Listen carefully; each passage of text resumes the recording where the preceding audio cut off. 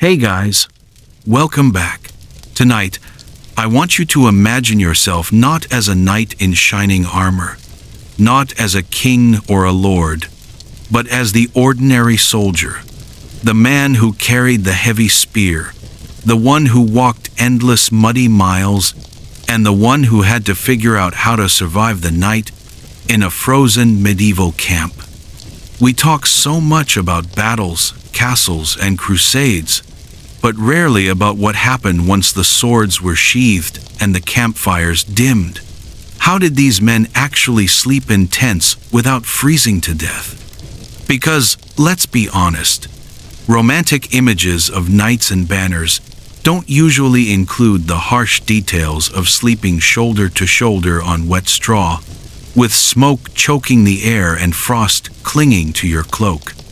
Yet that, more than any glorious charge, was the true daily battle. Tonight, we're going to peel back the canvas walls of those medieval tents and see what really kept soldiers alive in the cold. First off, let's talk about the tents themselves. Forget the sleek, waterproof camping gear we know today. Medieval tents were bulky, heavy, and often leaky. They were made from thick linen or canvas, stretched over wooden poles and pinned down with ropes and stakes. If you were lucky enough to be a knight or an officer, your tent might have looked like a grand pavilion, round or pointed, with colorful stripes and even embroidered edges. It was part shelter, part status symbol, because a noble's tent wasn't just a place to sleep. It was a mobile throne room, a place where he could hold council, show off his wealth, and remind everyone he wasn't just another man in the mud. But for the common soldier, the reality was far less glamorous. Most infantry slept in smaller, lower tents that were little more than canvas stretched over a frame. They were cramped, smoky, and rarely kept out the elements. A heavy rain could turn the floor into a puddle. A snowstorm could collapse the roof, and if the wind picked up, well, you'd better hope. Your ropes held, or you'd wake up in the open air. So how did they fight back against the cold inside these fragile shelters? Layers, improvisation, and most importantly, each other. One of the simplest and most universal tools of survival was the wool cloak. Every soldier carried one. It was your coat, your blanket, your ground cover, and sometimes your only pillow. Cloaks were so essential that armies often issued them as part of campaign gear, and soldiers learned quickly that you never parted with yours. Now, wool has a strange quality. Even when it's damp, it retains warmth. That's a blessing in a wet European winter, but also a curse, because it meant that every cloak smelled like wet dog, smoke, and sweat rolled into one. Soldiers slept wrapped tightly in them, pulling the edges over their heads to trap body heat. Richer men might have lined their cloaks with fur wolf, fox, or beaver, while poorer soldiers sometimes smeared grease or fat into the fabric to help repel water. Imagine lying there under a cloak that feels sticky to the touch and smells faintly of rancid meat, but knowing that without it, you'd shiver all night. But one cloak was rarely enough. The true secret of survival was sharing heat.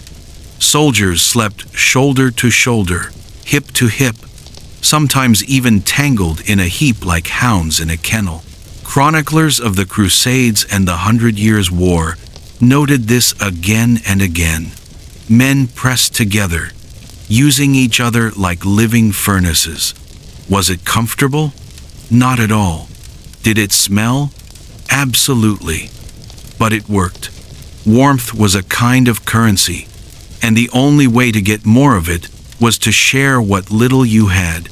And this closeness did something else. It created a strange intimacy, a kind of bond forged not on the battlefield, but in the miserable act of sleeping crammed against another man's ribs. Some historians argue it built real camaraderie, brotherhood in the cold. Others suggest it only bred resentment, lice, and frayed nerves. Maybe it was both. After all, imagine spending weeks at a time pressed against the same smelly cloak, listening to the same man's snores, and enduring his restless kicks. You'd probably laugh with him one night and curse him the next. Now let's step outside for a moment and talk about the campfire. Because if the cloak was the soldier's personal shield, the fire was the camp's collective heart. Fires weren't just for cooking. They were literal lifelines. Archaeologists have found blackened circles of soil at old encampments, proof that fires were deliberately placed between clusters of tents so that the warmth could radiate outward. Even a small flame could mean the difference between frostbite and survival. But fire was tricky. Too little and men froze. Too much and you risked burning down your tents, or worse, alerting the enemy. In some campaigns, commanders ordered absolute darkness at night. No fire, no light, no smoke. That meant soldiers huddled in silence, gnawing cold bread in the dark, praying their body heat would last until dawn. Other times, fires blazed openly, with soldiers even trying to carry embers in pots or helmets to reignite them at dawn. Imagine holding a clay jar of glowing coals in your arms like a newborn, walking carefully so you didn't set yourself on fire, all because flint and tinder were too unreliable in the frozen dark. So picture it now, a medieval camp at night, tents sagging under frost, cloaks wrapped tightly, men pressed together in heaps, and a ring of low fires smoldering against the wind. The air is thick with smoke, wool, sweat, and sometimes the faint tang of wet straw beneath your body. This was the true battlefield of winter, not swords or arrows, but the fight against cold, damp, and exhaustion. And here's the thing, endurance wasn't just physical, it was mental. To survive, soldiers relied on humor, on songs, even on superstition. Men named their lice, gave each other nicknames for how they slept, and told stories to pass the endless hours. They carried charms, amulets, and relics, hanging them from tent poles or pinning them inside cloaks, hoping for protection against frost and fear alike. Some sang psalms, others whispered recipes for pies and roasts, turning hunger into a kind of absurd entertainment. Was it effective? Maybe not against the cold, but it gave the mind something to cling to, and sometimes that mattered just as much as a cloak. So the next time you picture medieval soldiers, don't just see them charging across a battlefield in gleaming armor. See them in the tent, curled against each other on damp straw, coughing in smoke, scratching at lice, clutching their cloaks and whispering jokes in the dark. That was survival. That was the real war they fought every single night. Now, let's get into some of the gritty details, the stuff soldiers never bragged about, but lived through every night. One of the hardest lessons a medieval soldier learned was this: you don't take your boots off. Sounds strange, right? But in freezing conditions, boots were lifelines. Take them off at night, and by morning, the leather would be frozen stiff as wood. Try sliding swollen, frost-numbed toes into rock-hard leather at dawn, and you might lose more than comfort, you might lose your feet. So men slept with their boots laced tight. They stuffed straw, moss, or bits of wool inside for insulation, even smeared animal fat on the leather to trap warmth. Imagine that for a second. Slipping your feet into greasy boots, reeking of tallow and sweat, then lying down to rest in them for days, even weeks, without ever airing them out. It was gross, yes, but it kept toes from blackening with frostbite. And it wasn't just boots. Soldiers used whatever they could find for bedding. Straw was the most common. Bundles hauled from nearby fields, spread under cloaks as insulation. Was it comfortable? Not at all. It poked, itched, and quickly molded once damp. But, compared to the icy ground, it was a godsend. Some soldiers even sewed straw into sacks to make crude mattresses or layered pine needles and bracken to release a faint woodland smell as they crushed beneath restless bodies. For a moment, in the stink of smoke and sweat, the sharp scent of pine could feel like breathing in a little piece of home. Those lucky enough or wealthy enough slept on furs. A night might stretch out on wolf or fox pelts, while a poor infantryman made do with half-tanned hides that still smelled of the animal's fat. In desperate times, men even stripped skins from freshly killed beasts and lay on them while they were still warm.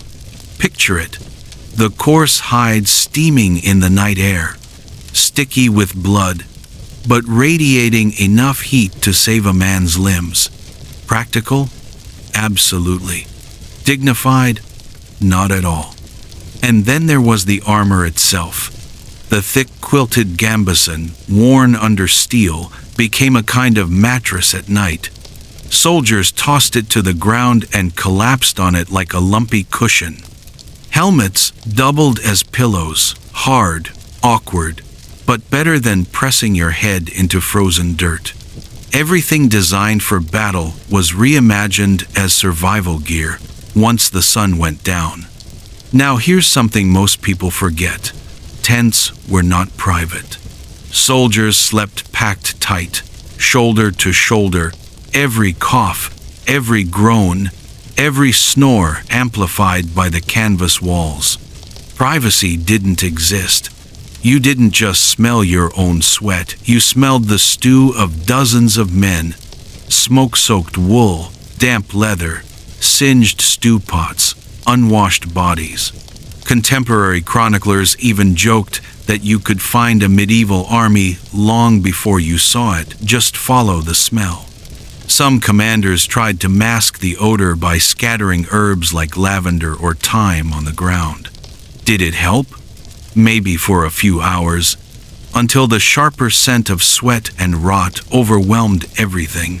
A few soldiers carried little pouches of dried herbs around their necks, pressing them to their noses when the stench became unbearable. It was less about comfort and more about sanity. But beyond the physical tricks, survival hinged on mindset. Men made jokes about their misery, gave each other nicknames based on their sleeping habits, and even staged ridiculous games. Chroniclers tell us of lice races, where soldiers dropped the little parasites onto a warm surface and bet on whose would scurry fastest. Disgusting? Absolutely. But when you live with lice crawling at your seams every night, humor is the only weapon you have left. And then there were the songs. Soldiers often sang together in the dark, sometimes hymns, sometimes bawdy ballads, sometimes just nonsense verses repeated until exhaustion took over. It wasn't about music. It was about reminding each other they were still alive, still part of something bigger than the cold. Even murmured prayers, whispered curses, and muttered dreams became part of a strange chorus that kept silence and despair at bay. Think about that for a second. In a world without heat, without clean bedding, without even the guarantee of dry boots, survival wasn't just wool and fire. It was voices. It was laughter. It was faith, songs, and scraps of memory woven together into a fragile shield against the cold. So when people ask, How did medieval soldiers sleep in tents without freezing to death? The answer isn't simple. They layered, they huddled, they burned, they joked, they prayed, they endured. Every night was a battle, just quieter and slower than the ones fought with swords. By now you can see that survival in a medieval tent wasn't about comfort. It was about managing misery in small doses. And nothing shows this better than how soldiers actually slept. Because the truth is, they didn't sleep the way we do today. In the medieval world, sleep was often broken into two parts, what historians call first sleep and second sleep. Soldiers didn't crawl under a blanket and drift for 8 hours. No, their nights were chopped into fragments by cold, by noise, by duty. They might doze heavily for a few hours, wake around midnight, then shuffle out into the cold to take their turn on guard, or stir the fire back to life. After that, back into the tent, back into damp straw, for another round of uneasy rest. Guard duty was brutal. Imagine it, stumbling out of the tent in the black hours, your cloak stiff with frost, your boots crunching on frozen ground. The fire outside has sunk to a ring of embers, barely glowing. Your job is simple: keep the fire alive and keep your eyes open. But simple doesn't mean easy. One man pokes at the coals, another stacks what little wood remains, praying it catches instead of smoking uselessly. And the guards? They pace. They stamp their feet, slap their arms, anything to keep blood moving.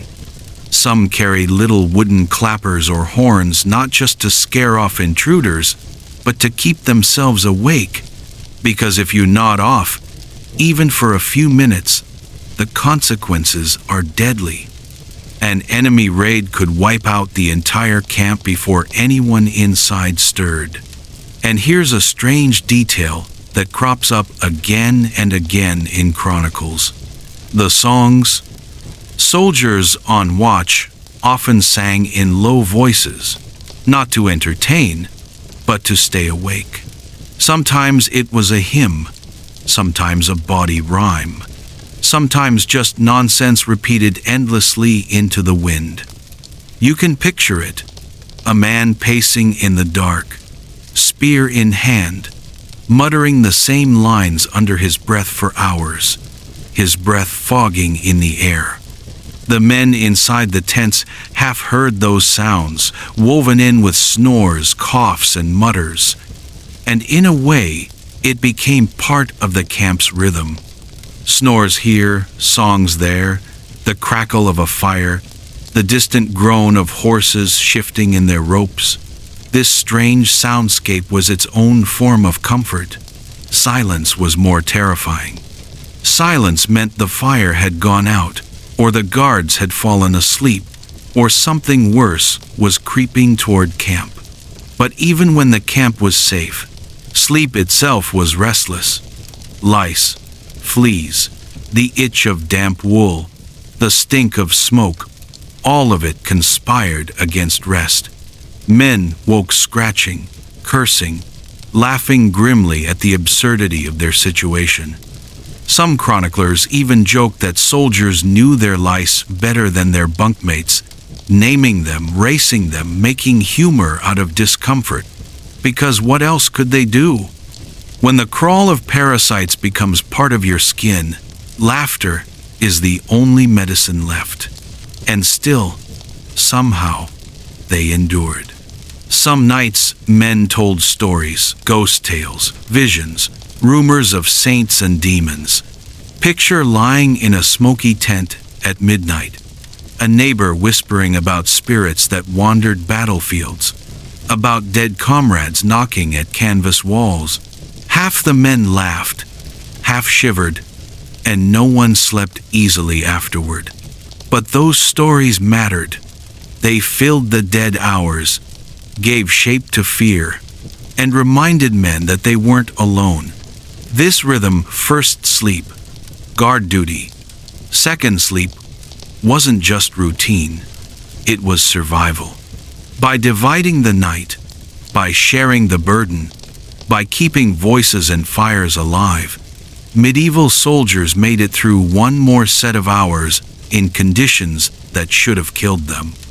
So if you ask how they didn't freeze to death, the answer isn't a single trick. It's a combination. Straw under their backs, cloaks around their shoulders, body heat from comrades, embers tended by sleepless hands, and above all, the willpower to rise for guard duty when every bone begged to stay down. Because in those nights, discipline wasn't just about marching or fighting. Discipline was the only thing that kept the camp alive until dawn. If marching through frost was bad, being stuck in one place was worse. A moving army had rhythm. You froze at night, but at least you warmed again while walking. But in a siege, everything slowed. Men dug trenches, pitched tents, and then Saturday, for weeks, for months. The cold didn't just bite, it lingered, gnawed, seeped into everything.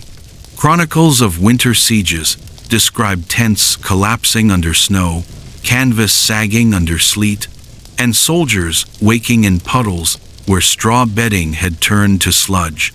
Some men dragged themselves out half-frozen, shook out their cloaks, and crawled right back in again, because there was nowhere else to go. Unlike the march, there was no escape through movement, just damp earth and endless nights of waiting. To cope, soldiers built platforms of wood inside their tents, laying cloaks and hides across them like makeshift bunks. Others piled straw knee-deep, only for it to rot into a swamp within days. Imagine lying in that wet straw steaming with mold, cloaks soaking it up, every breath pulling in the sourness of decay. Chroniclers talk about it like it was almost poisonous, a stench that clung to your lungs and made every cough worse. And coughs were everywhere. When nights turned wet and cold, sickness followed. Pneumonia, fevers, frostbite. It spread faster than enemy arrows. One commander in the Baltic wrote that more of his men were buried by ice and coughs than by steel. You can almost hear it. A camp at night, not alive with songs or stories, but with hacking chests, sneezes, and groans. And yet, in this misery, improvisations kept men going. Some pressed hot stones to their chests. Others drank ale spiced with garlic, swearing it warded off fevers. A few even stuffed onions in their boots, claiming the fumes rose upward and cleared the lungs. Was it medicine? Number? But belief mattered as much as herbs. If you thought it helped, maybe it gave you the will to endure another night. Of course, tents themselves often betrayed their occupants. Canvas was never truly waterproof. Once soaked, it sagged, funneled drips straight onto soldiers' faces. Men shoved cloaks against leaks, cursed the seams, sometimes even abandoned the tent altogether to huddle by a fire in the open. Others tried to seal fabric with animal fat or tar, which might hold off the rain, but left everything greasy, smelling like rancid meat.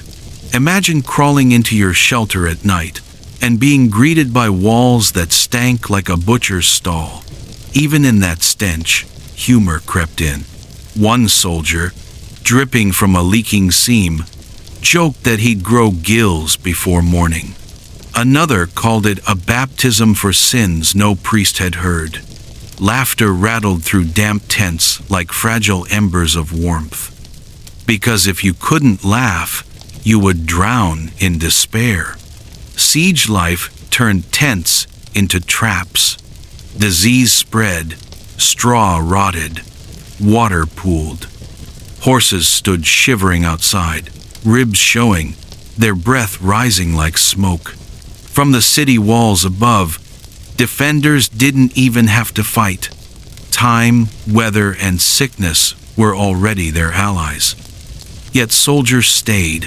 They shivered, coughed, cursed, and endured. And here's the strange truth. Those miserable tents, sagging and stinking, still mattered. They weren't real protection, but they gave shape to routine. They gave the illusion of walls, of boundaries against the chaos outside.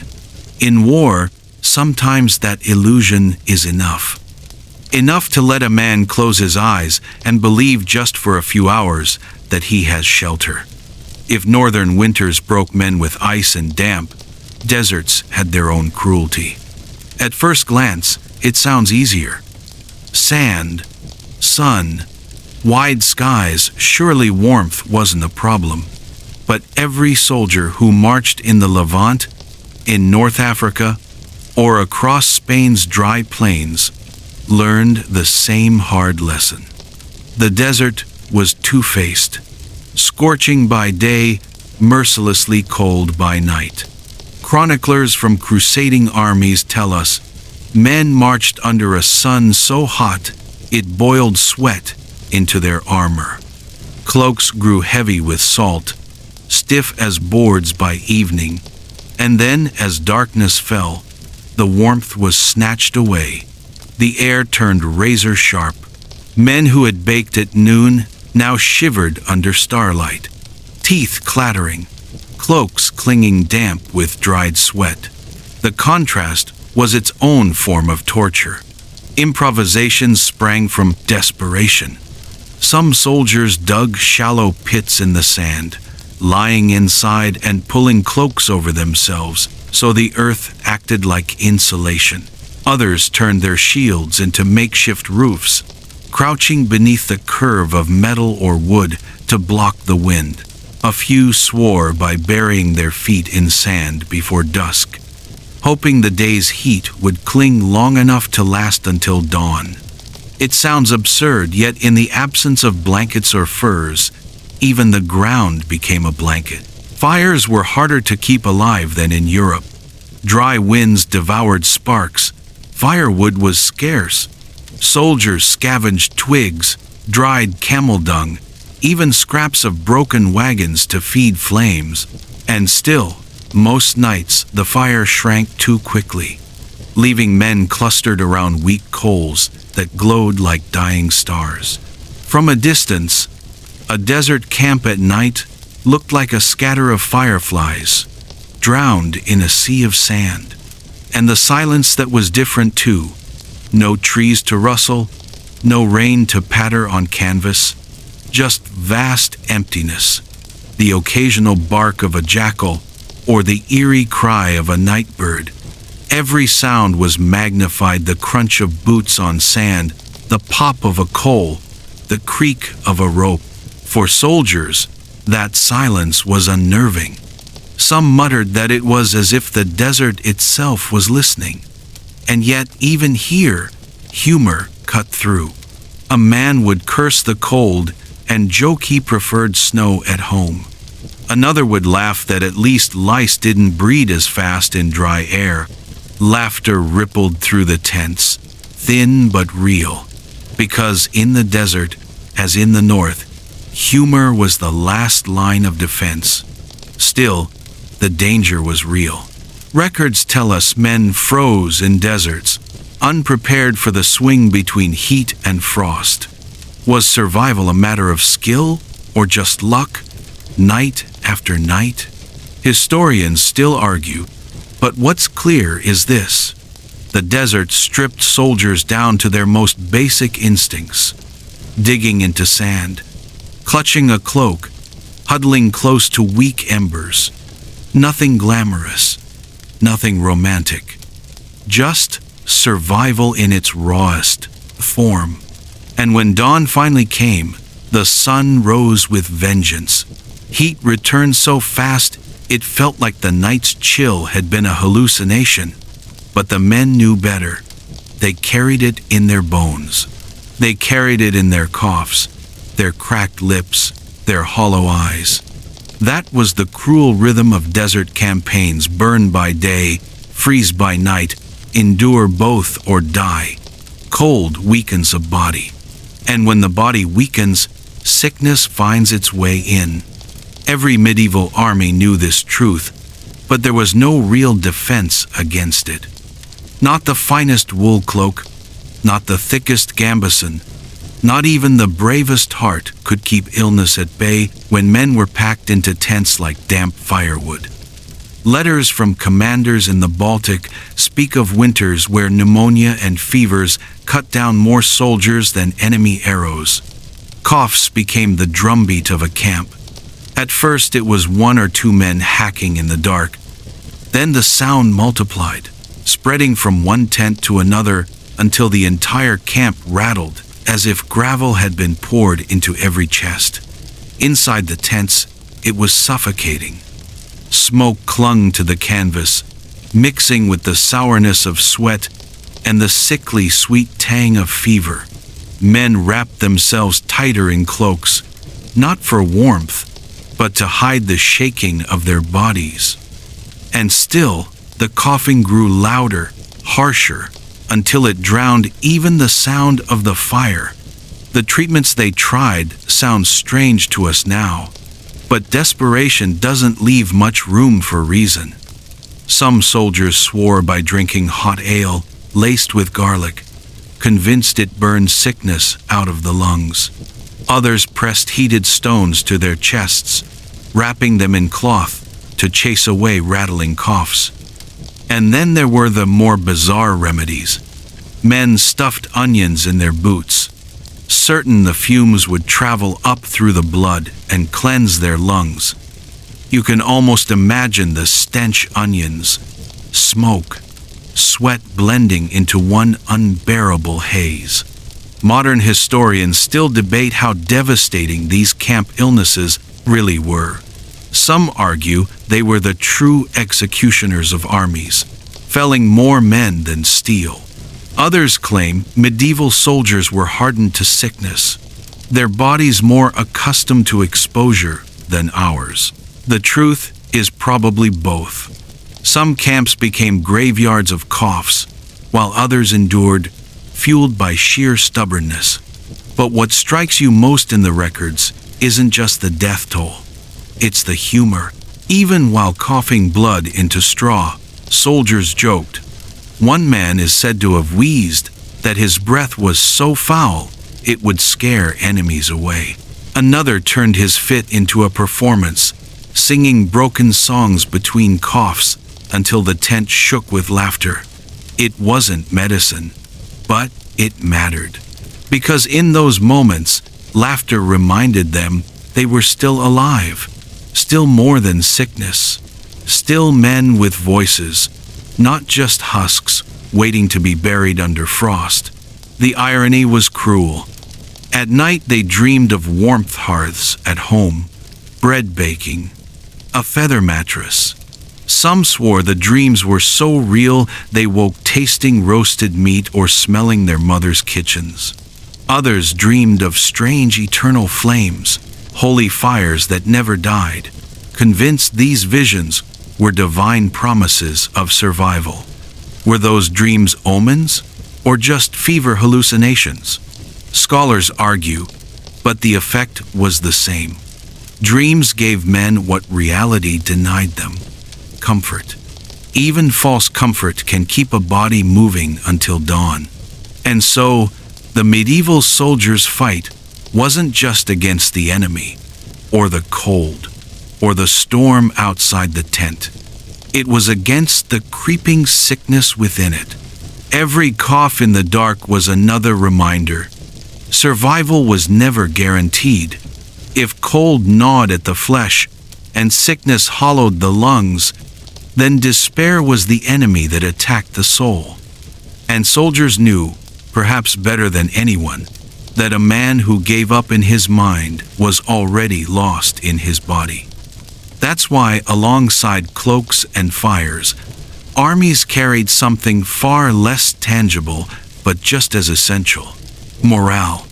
What did morale look like in a tent half frozen, packed with coughing, scratching men? It looked like crude jokes, whispered songs, and the kind of laughter that came from nothing more than absurd misery. Chronicles mention men telling stories so bawdy and ridiculous that whole groups forgot, if only for a moment, the ice at their backs. Others sang lullabies from their childhood. Their voices cracked and unsteady, but the tunes wrapped the tent in something softer than wool. There are even records of soldiers inventing games in the dark. Dice rolled on straw, simple riddles traded back and forth, patterns scratched into frost that melted by dawn. Tiny rituals that turn nights from endless torment into something just barely survivable. Picture it. A dozen men huddled under cloaks, coughing, laughing, arguing over the rules of a game that would be forgotten tomorrow. It wasn't about winning. It was about passing time until the cold relented. Historians debate endlessly what truly kept soldiers alive. Was it the physical strategies, like piling bodies together for warmth, or carrying embers in clay pots? Or was it the mental armor forged by songs, games, and sheer stubbornness? Some argue, frostbite doesn't care about jokes. But others point out that armies with strong morale consistently outlasted those broken by despair. And maybe that's the truth, that survival came not from one or the other, but from both. The night in a medieval tent was never quiet. If the fire outside didn't pop and hiss, then the men inside filled the silence. Snores rattled through the canvas. Someone muttered a prayer under his breath. Someone else cursed a dream. It was chaos, yes, but it was also a blanket of sound proof that you weren't alone, that others were enduring the same misery beside you. Even the smells carried meaning. Smoke, wool, damp earth, sweat. They weren't pleasant, but they were reminders that life still lingered. Silence and clean air in a tent would have meant something worse: emptiness, death. So the medieval soldier learned to cling not to comfort, but to persistence. To find warmth in a laugh, protection in a prayer, and courage in the stubborn will to see another sunrise. Because in the end, the most important survival tool wasn't stitched from wool or hammered from steel. It was stitched in the mind, the refusal to give in. Not every night in camp was filled with chatter, songs, and jokes. Sometimes survival meant silence. Commanders, wary of enemy scouts or sudden raids, ordered their men to keep the camps hushed after dark. No songs, no laughter, not even whispered prayers above a murmur. The rule was simple: sound could betray you. Imagine it: a tent that was normally alive, with snores and muttering, now heavy with stillness. Men lying shoulder to shoulder, eyes wide open, hearing nothing but the wind tugging at the canvas. Even the smallest sound, a cough, a shuffle, a dog's sigh, felt like a shout. The discipline of silence was its own test, binding men not with warmth, but with restraint. Chronicles describe these moments as eerie. Rows of tents sat under moonlight, no songs rising, no laughter spilling out. From a distance, the camp might look abandoned, like a graveyard of canvas. But inside, soldiers breathed shallowly, each man aware of the others, none daring to speak. And that silence carried its own strange intimacy. The only proof of life was the steady rhythm of breathing, the occasional groan in sleep, or the rasp of frozen canvas shifting. Some armies developed clever ways to cheat the silence. Whispered codes: a tap on a shield, a hiss, a click of the tongue, little signals that kept communication alive without breaking discipline. To one man it was just noise, but to another it meant all clear or danger. These tiny sounds became the lullabies of soldiers trained to endure not only the cold, but also the hush. Historians disagree on how strict this discipline really was. Some records say men were flogged for singing too loudly. Others suggest soldiers ignored the orders whenever they were far from enemy lines, filling the tents with noise anyway. The truth probably shifted night by night, commander by commander. But the principle was the same. Silence could be as much a weapon as steel. And here's the irony. Silence wasn't always a punishment. Sometimes it brought a different kind of rest. Without the usual chorus of snores, prayers, and curses, men slipped into deeper sleep, their bodies sagging into the earth, wrapped in the heavy hush like an iron frame. It was cold, it was eerie, but it was steady. A camp bound together by nothing more than shared restraint. Because in war, survival came in many forms. Sometimes it was warmth, sometimes it was fire, and sometimes it was silence. When dawn crept over the horizon, soldiers sometimes woke wrapped in blankets that had never belonged to them. Plunder was a brutal truth of medieval war. Villages, manors, even churches were stripped not only for food, but for fabric quilts, rugs, pillows, altar cloths, all dragged back into the camp and thrown into tents, where comfort was always in short supply. Chroniclers mention scenes that sound almost absurd. Knights dragging embroidered hangings into their pavilions, silken sheets reeking of smoke within days, foot soldiers wrapping themselves in wool mattresses ripped from peasants' beds. Imagine a man stumbling half-frozen into a tent, then curling up under velvet that once decorated a noble's chamber. The contrast is grotesque, but in a freezing camp, nobody cared. Sometimes the stolen goods were ridiculous curtains hacked down from church walls, rugs pulled from halls, even banners cut into bedding. War twisted these symbols of wealth and sanctity into crude survival tools. Soldiers joked about sleeping under fabrics, blessed twice, once in church, and once by keeping them alive for another night. Historians debate how widespread this practice really was. Some argue it was constant. Armies lived off plunder, so of course bedding was taken along with bread and wine. Others believe chroniclers exaggerated, focusing on colorful tales of nobles draped in silk, while most soldiers still froze under threadbare cloaks. Either way, the evidence shows a strange reality. Comfort often came from someone else's misery. Picture the tent as first light filters in, a patchwork of survival. One soldier curled beneath a rough goat hide, another lying on straw that crackles with every shift, and in the middle, two men tucked under a fine quilt, its colors still faintly visible, its weave smoother than anything their comrades own. Their faces look softer in sleep, younger, as if comfort had peeled away a few years of war. Around them, envy simmers quietly. One man tugs his cloak tighter.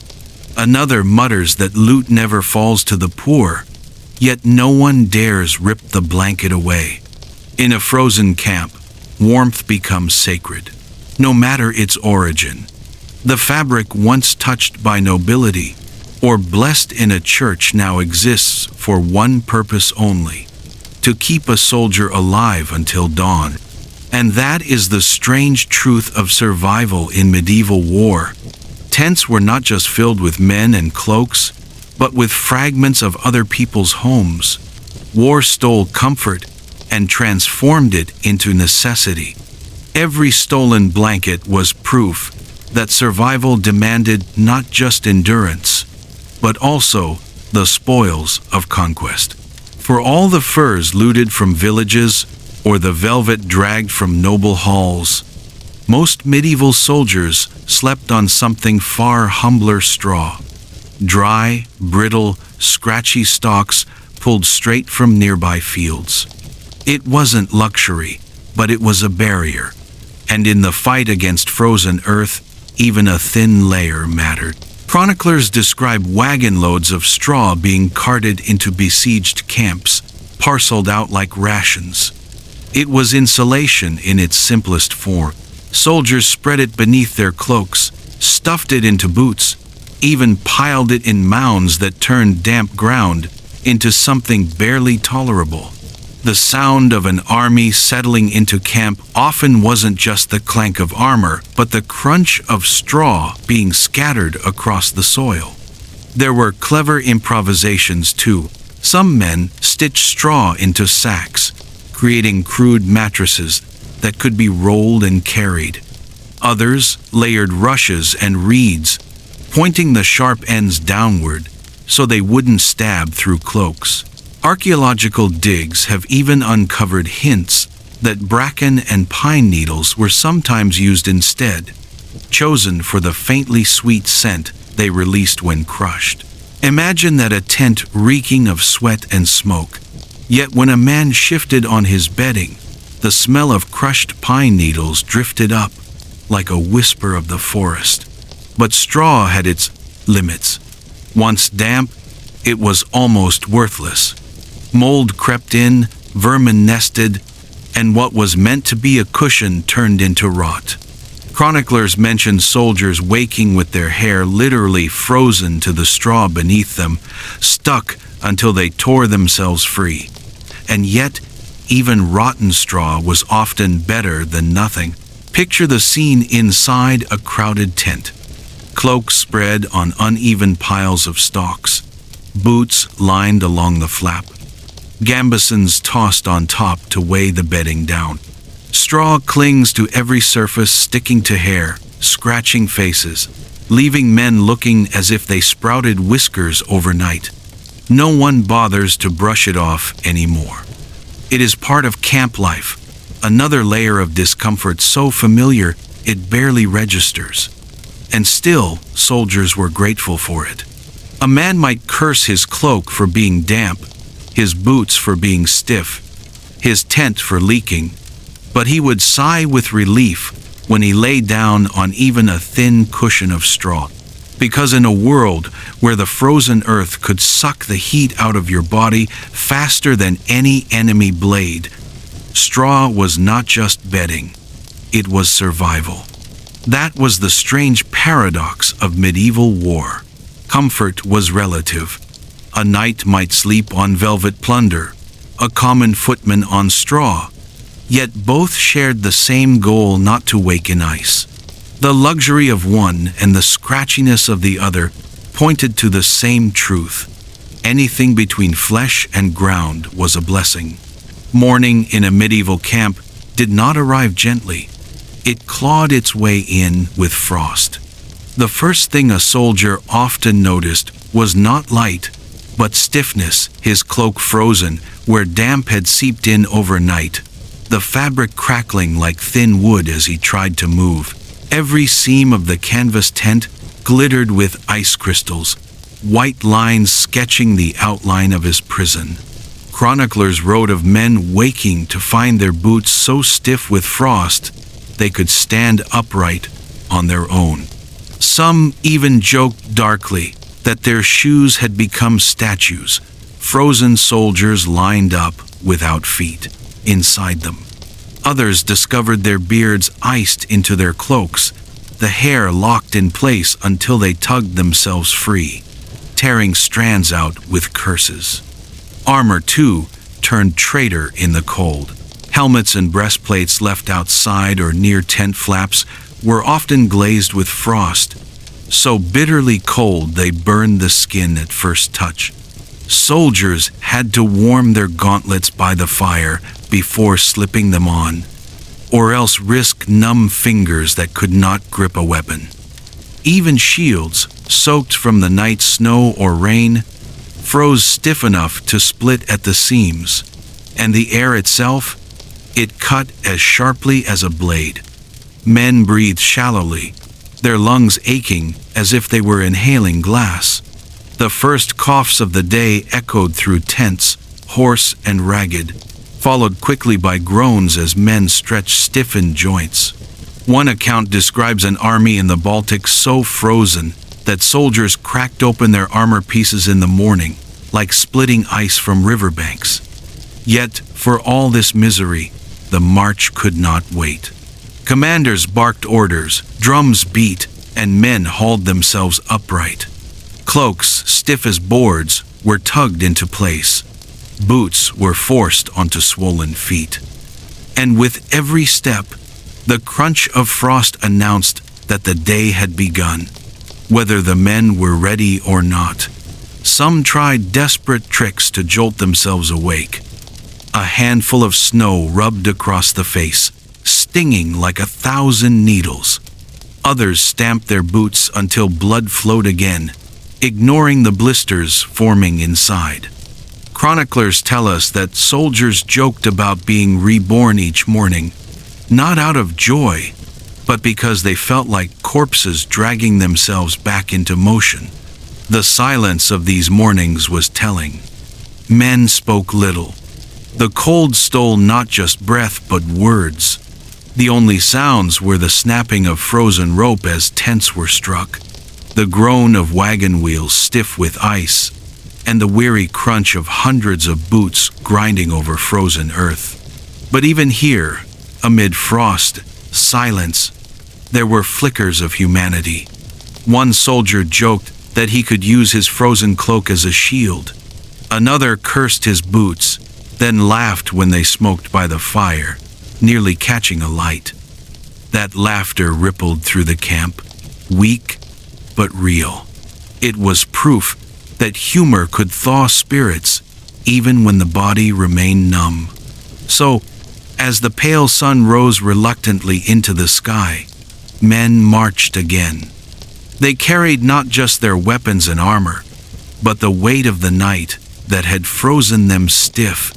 Yet they endured, and in endurance, they found the only warmth that mattered.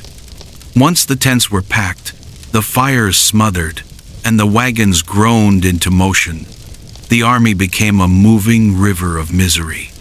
Imagine thousands of boots crunching on frost, each step heavy, each breath hanging in the air like smoke. The march after a frozen night was as punishing as any skirmish, because it demanded that men force bodies stiff with cold into motion long before they were ready. Chroniclers describe soldiers limping like old men, their knees barely bending, their shoulders hunched beneath cloaks, frozen stiff at the edges. One English knight, trudging through Flanders, wrote that he felt as though his armor weighed as much as the walls of a church after a night of frost. Yet still, the column moved, because to stop was to die. The rhythm became survival. Left foot, right foot. Breath in, breath out. At first, every joint screamed. Toes felt like stones rattling inside boots. Fingers burned with the cruel ache of returning blood. But then, strangely, the numbness became armor. Pain dulled into a background hum, replaced by rhythm. Step, breath, step, breath. Soldiers called it walking themselves warm, a slow ignition of the body's furnace. By midday, the sun climbed weakly, a pale disk, offering no real heat. Faces in the column were pale, lips cracked, eyes red-rimmed from wind. Yet jaws were set, and men pressed forward. Chroniclers note that sometimes whole miles passed in silence, broken only by the creak of leather and the hollow clatter of armor. But other times, Voices rose. A soldier muttered a joke about his legs turning to wooden logs, and another answered that at least logs could be burned for heat. Laughter trickled down the line like sparks. Songs helped too, off-key, dragging, sometimes just a single man humming under his breath. But soon others joined. A rough chorus weaving itself into the crunch of boots and the jingle of harnesses. The songs weren't joyful, but they carried weight. They kept the rhythm alive. They reminded each soldier that he was part of something larger, that the march was not endured alone. Surviving records also reveal the strange methods men used to fight fatigue. Some chewed on frozen leather straps, believing the action kept them awake. Others clutched charms in their hands, whispering prayers for strength. And there were always those who cursed aloud with every step, turning pain into words simply to keep going. The landscape offered no kindness. Frost-bitten trees stood like gray sentinels. The ground glittered with frozen mud, cracked open by cartwheels and hoofprints. Horses snorted clouds into the cold air, their flanks quivering with effort. More than one campaign mentions men pitying their mounts more than themselves, watching them stagger under burdens, eyes glazed with exhaustion. Still, the army moved. Not fast, not gracefully, but steadily. The march itself became the measure of survival. As one chronicler wrote, "It was not steel nor fire that undid us, but the miles." He was right. To walk numb, half frozen, half asleep, yet still moving forward, that was as much a victory as any won on the battlefield. And so, when night fell again, soldiers stumbled back into camp, stiff and aching, but they had endured another day. The tents would rise, the fires would struggle back to life, and the cycle of cold, sleep, and march would begin anew. Not every soldier faced the frost, cold, in the same way. In fact, the medieval camp was like a patchwork quilt of Europe itself, stitched together from different fabrics, traditions, and habits. A man from Norway did not endure the night in the same way as one from Sicily, and those differences showed in every cloak, every hood, every scrap of bedding. In the north, wool was king. Thick cloaks woven from coarse sheep's wool, felted mittens, and hoods so heavy that snow slid right off them. Chroniclers in Flanders described men wrapped so tightly in wool that they looked more like cocooned bundles than soldiers. The fibers were scratchy and smelled strongly when wet, but they trapped heat well enough that men could survive damp winters. Now compare that to soldiers from the Mediterranean. Men from Spain or Italy often arrived on northern campaigns with lighter garments, linen tunics, airy cloaks, and thin boots meant for sunny roads. Those clothes served them well at home, but in the frost they became a curse. There are records of southern soldiers freezing during campaigns in France and the Low Countries, unaccustomed to nights when the earth itself turned to stone.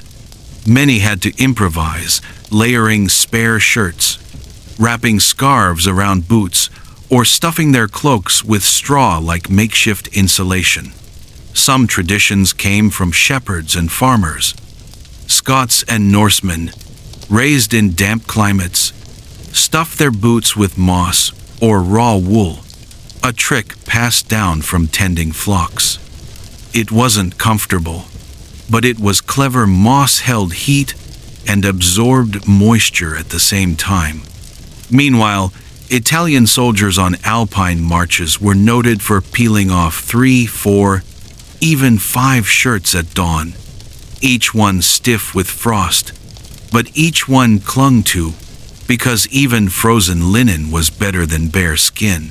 Historians today argue about whether these cultural habits made much difference. Some say that men raised in northern climates truly had an edge, their families having spun and stitched fabrics designed to withstand the damp. Others argue that once you were living in a tent, soaked in sweat and smoke, all wool became wet wool, no matter where you were from. Survival erased national borders as quickly as it erased comfort. But still, the variety was there. Picture the inside of a tent at night. One man huddled under a thick Flemish cloak, patched with shiny leather seams. Another curled beneath a striped blanket from the south, its colors dulled but still faintly vivid in the firelight. Another wore a fur collar, musky and coarse, probably looted on campaign. Together, they looked like a map of Europe drawn in fabric, each cloak carrying the story of where its owner had come from. The smells told the same tale. Wool gave off a heavy, sour odor when wet. Linen smelled grassy, sharp, almost clean compared to the musk of fur. Mixed together, it created an atmosphere that was oddly regional, like a continent crammed into one smoky tent. To the men inside, it didn't matter much where the cloth was woven.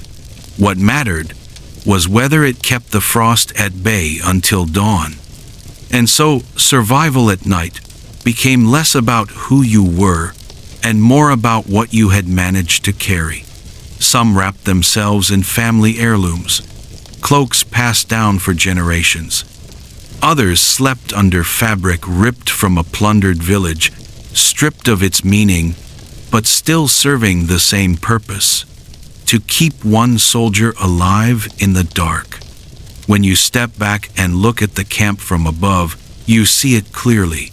A sea of tents scattered across frost, each glowing faintly from a weak fire, each filled with men stitched into survival by their own traditions of cloth.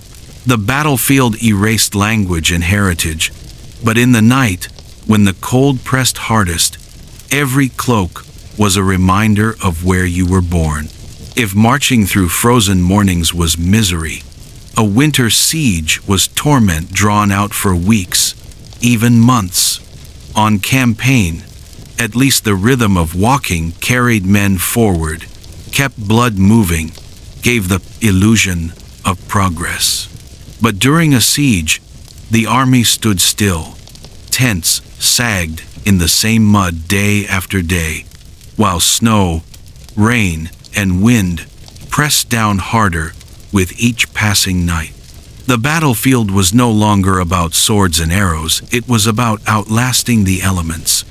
Chroniclers tell us that sieges in Flanders, the Baltic, and northern France often broke men not with battle, but with cold. Soldiers dug trenches, pitched tents on churned fields, and prayed the canvas overhead would hold. At the siege of Tournai in 1340, entire rows of tents collapsed under heavy snow.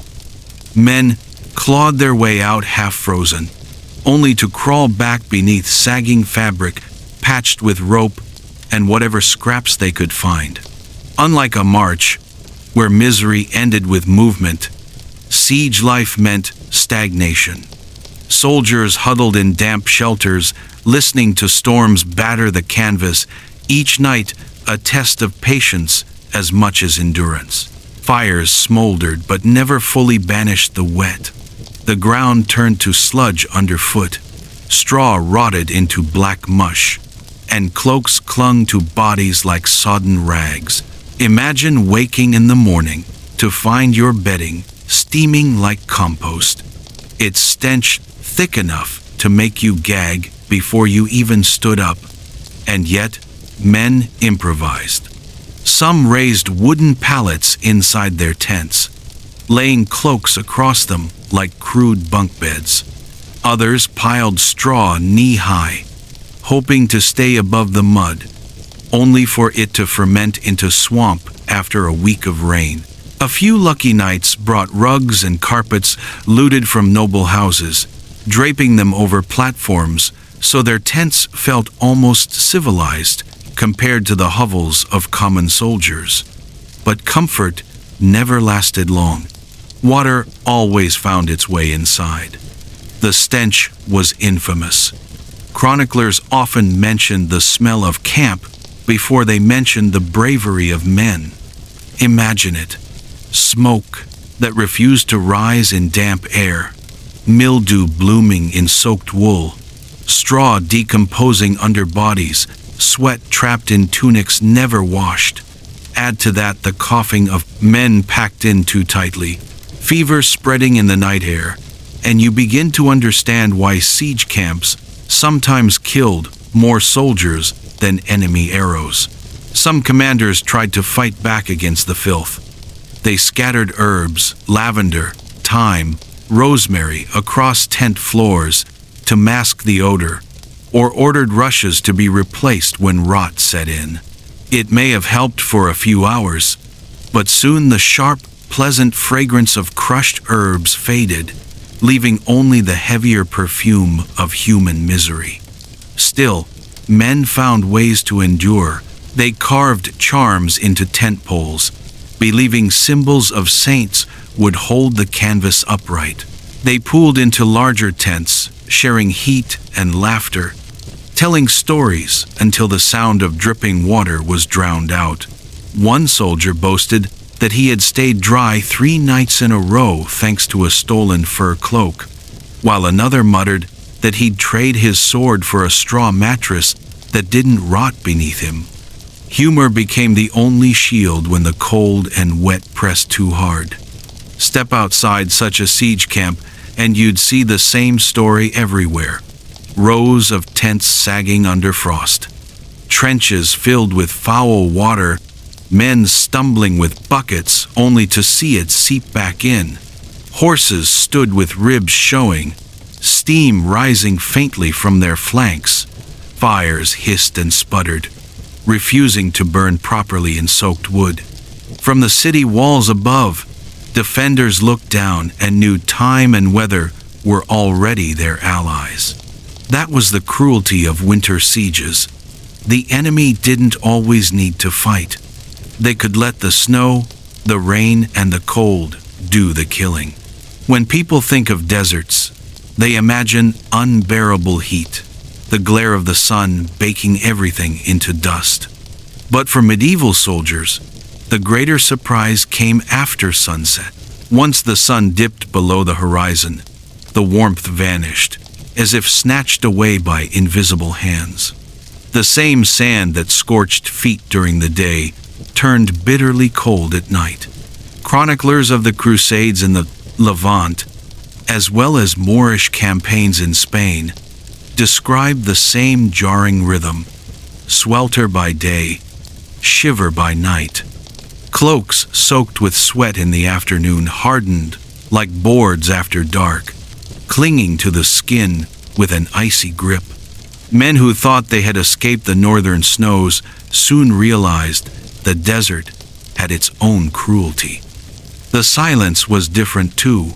In Europe, nights were filled with rustling trees, pattering rain, or howling winds. But in the desert, nothing. Just emptiness stretching in every direction, broken only by the distant bark of a jackal or the sharp cry of a night bird. Every sound carried for miles: footsteps on sand, the clink of armor, even a cough from inside a tent. The vastness itself seemed to magnify human frailty. To endure, soldiers invented new tricks.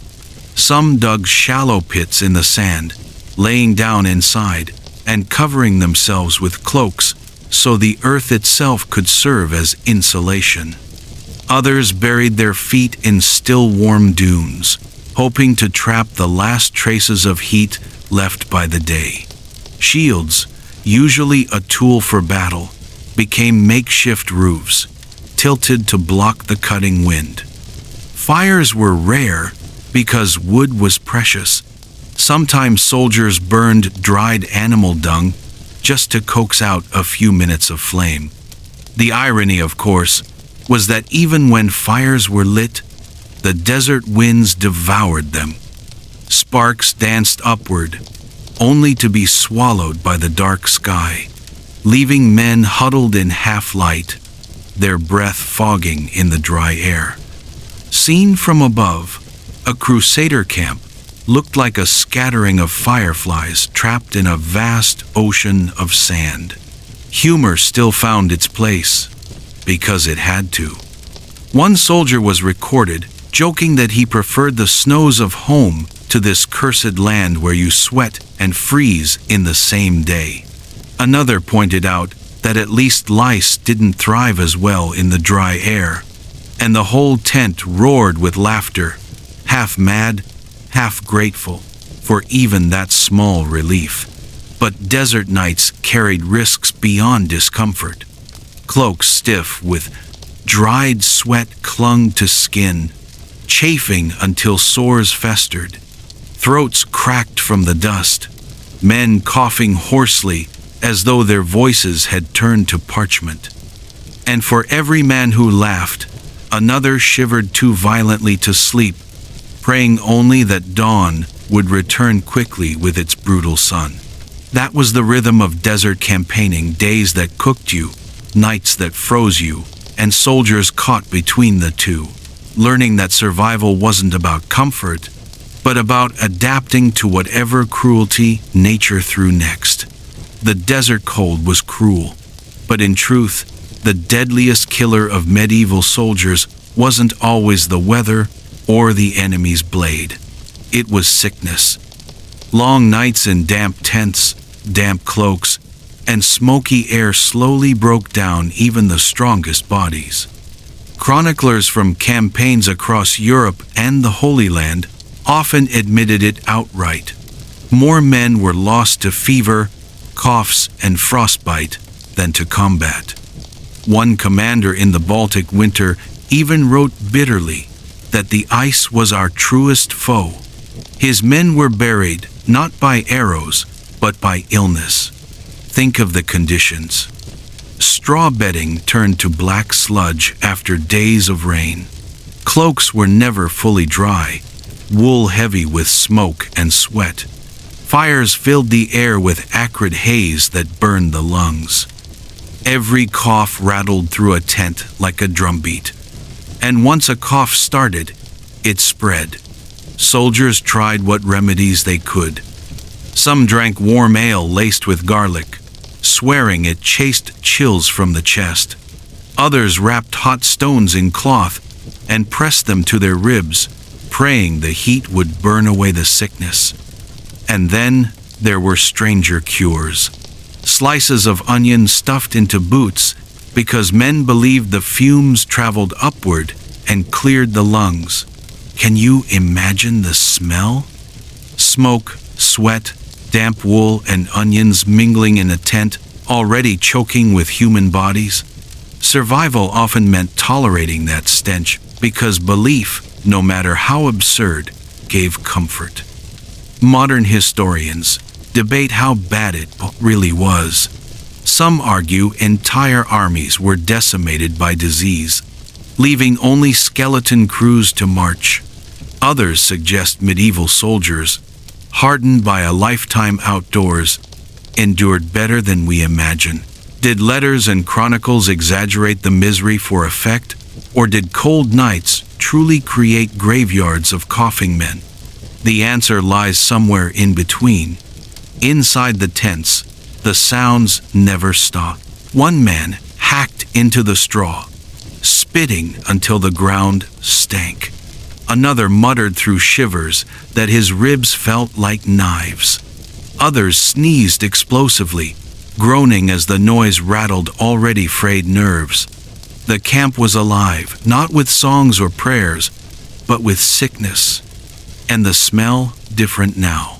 Not just smoke and wool, but the sour tang of fever sweat, the iron bite of blood from cracked lips, and the damp reek of bodies too weak to wash. Horses outside stamped uneasily, as if they sensed something was wrong. fires still burned, but inside the tents, the air was thick with illness. Yet even then, men clung to humor. One soldier, coughing so violently he nearly collapsed, rasped out that at least his enemies would flee from his breath alone. Another broke into a wheezing song, every note interrupted by hacking, and somehow laughter still rippled through the tent. That was survival, too, not the cloaks, not the fires, but the refusal to let despair win. When the body failed, the mind found its own weapons. Cold seeped through every seam of the tent, but in the quietest hours, soldiers escaped into dreams, and those dreams could feel more real than the straw beneath them. Medieval letters and chronicles describe men who swore they woke with the taste of meat still on their tongues, so vivid were their dreams of banquet tables. Others claimed they saw their wives, mothers, or sweethearts appear beside them in sleep, whispering words of comfort. In those frozen shelters, a dream could be more nourishing than bread. Sometimes the visions turned strange. Soldiers spoke of endless flames that never went out, holy fires that followed the army from camp to camp. To some, these were omens of divine protection. To others, they were nothing but fever dreams of men half frozen. Yet, to the soldier who woke from such a vision, the line between omen and illusion didn't matter. What mattered was that it gave hope. Scholars today wrestle with how to treat these dream accounts. Were they literary flourishes, exaggerated by chroniclers to romanticize suffering?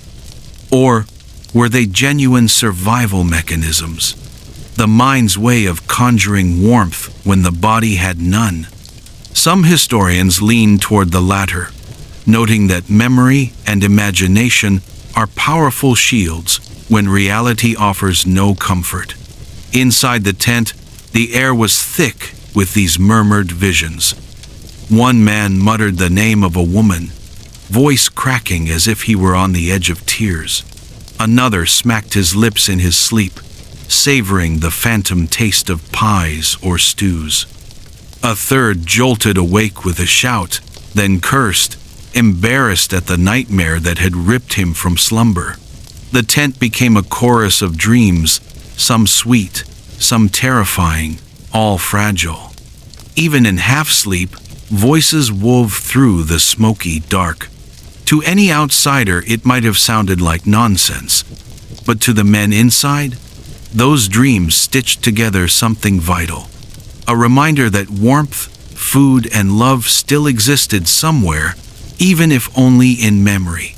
Picture the camp from a distance. Dozens of tents under frost, each holding soldiers who muttered, sighed, or whimpered in sleep. From afar it looked like misery, but inside, each man's dream was a small rebellion against the cold, a refusal to let reality be the only story. And that stubbornness, that insistence on remembering warmth, even when none was left, was as much a survival tool as any cloak or fire. Hey guys, here's where things get interesting. You've heard how cloaks, hides, and fire helped medieval soldiers endure the night. But there's another truth we can't overlook. Sometimes, the only thing keeping men alive wasn't warmth at all, it was laughter. Chroniclers recorded moments when soldiers, shivering in their tents, told jokes so crude or absurd that men laughed until tears froze on their cheeks. Think about that for a second. You're half-starved, your boots are frozen stiff, your cloak reeks of smoke and sweat, and still, you crack up at a joke because it's the only warmth you've got left. Others leaned on songs, not polished hymns or courtly ballads, but simple tunes from childhood, rough lullabies sung in broken voices, each man joining in quietly until the whole tent hummed like a hive. These weren't just distractions. They were reminders that even in a frozen field far from home, there was still a thread connecting them back to family, to childhood, to something human. And then came the games. Dice tossed in straw, patterns scratched into frost on canvas walls, little competitions about who could flick a pebble farthest across the tent floor. To us it might sound trivial, but in a world where despair was always waiting at the flap, these games mattered. They kept minds busy, gave men a rhythm of fun that briefly erased the misery gnawing at their bodies. Historians still debate this. Was it the cloaks and fires that carried armies through? Or was it the mental fabric woven by humor, prayer, games, and stories? Some argue frostbite doesn't care about jokes. Others counter that men who laughed were the ones who got up at dawn and marched anyway.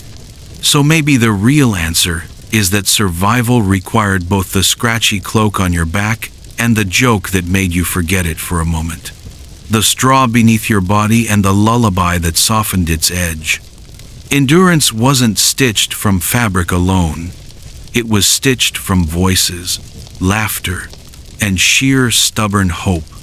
Picture the camp again at dawn. Fires gutter low, men stumble from their tents red-eyed, armor stiff with frost.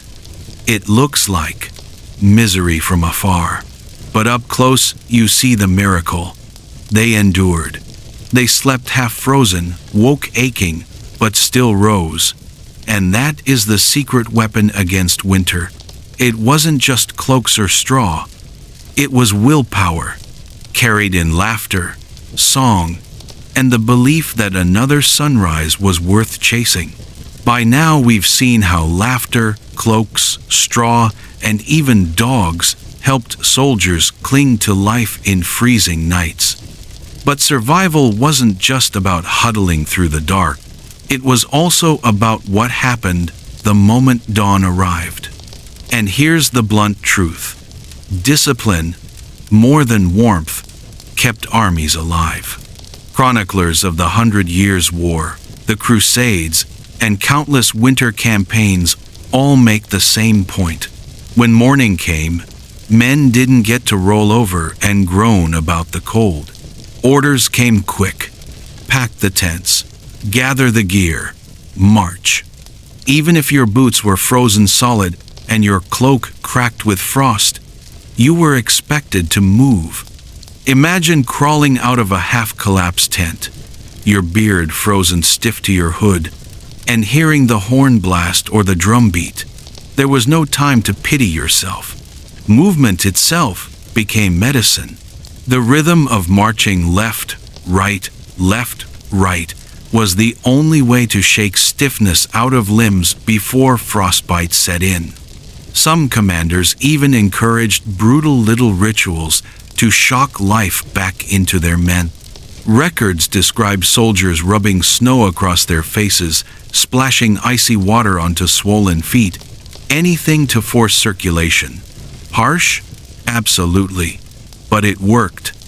The pain of cold became fuel, something that pushed the body awake when warmth was nowhere to be found. And here's the paradox. Discipline didn't just prevent frostbite. It prevented despair. Without the constant drumbeat of routine, men might have lingered by dead fires, sinking deeper into hopelessness. But the march, the drills, even the curses barked by officers gave structure to mornings that otherwise would have collapsed into chaos. Was this discipline ironclad? Historians disagree. Some chronicles make it sound like armies moved with clockwork precision. Others admit the reality was messier stragglers limping behind, men dragging frozen boots like lead weights. But even in its imperfect form, routine was survival. It gave soldiers something stronger than fire or furs, a reason to keep moving forward. So when we think of medieval armies surviving winter, we can't just picture them wrapped in cloaks. or crowded around a brazier. We also have to picture the sound of horns at dawn, the shuffle of boots on frost, the stubborn rhythm of men who refused to stop, because in the end, the cold was relentless. And the only thing more relentless than the cold was human will, enforced by routine, carried by discipline. Hey guys, let's keep going.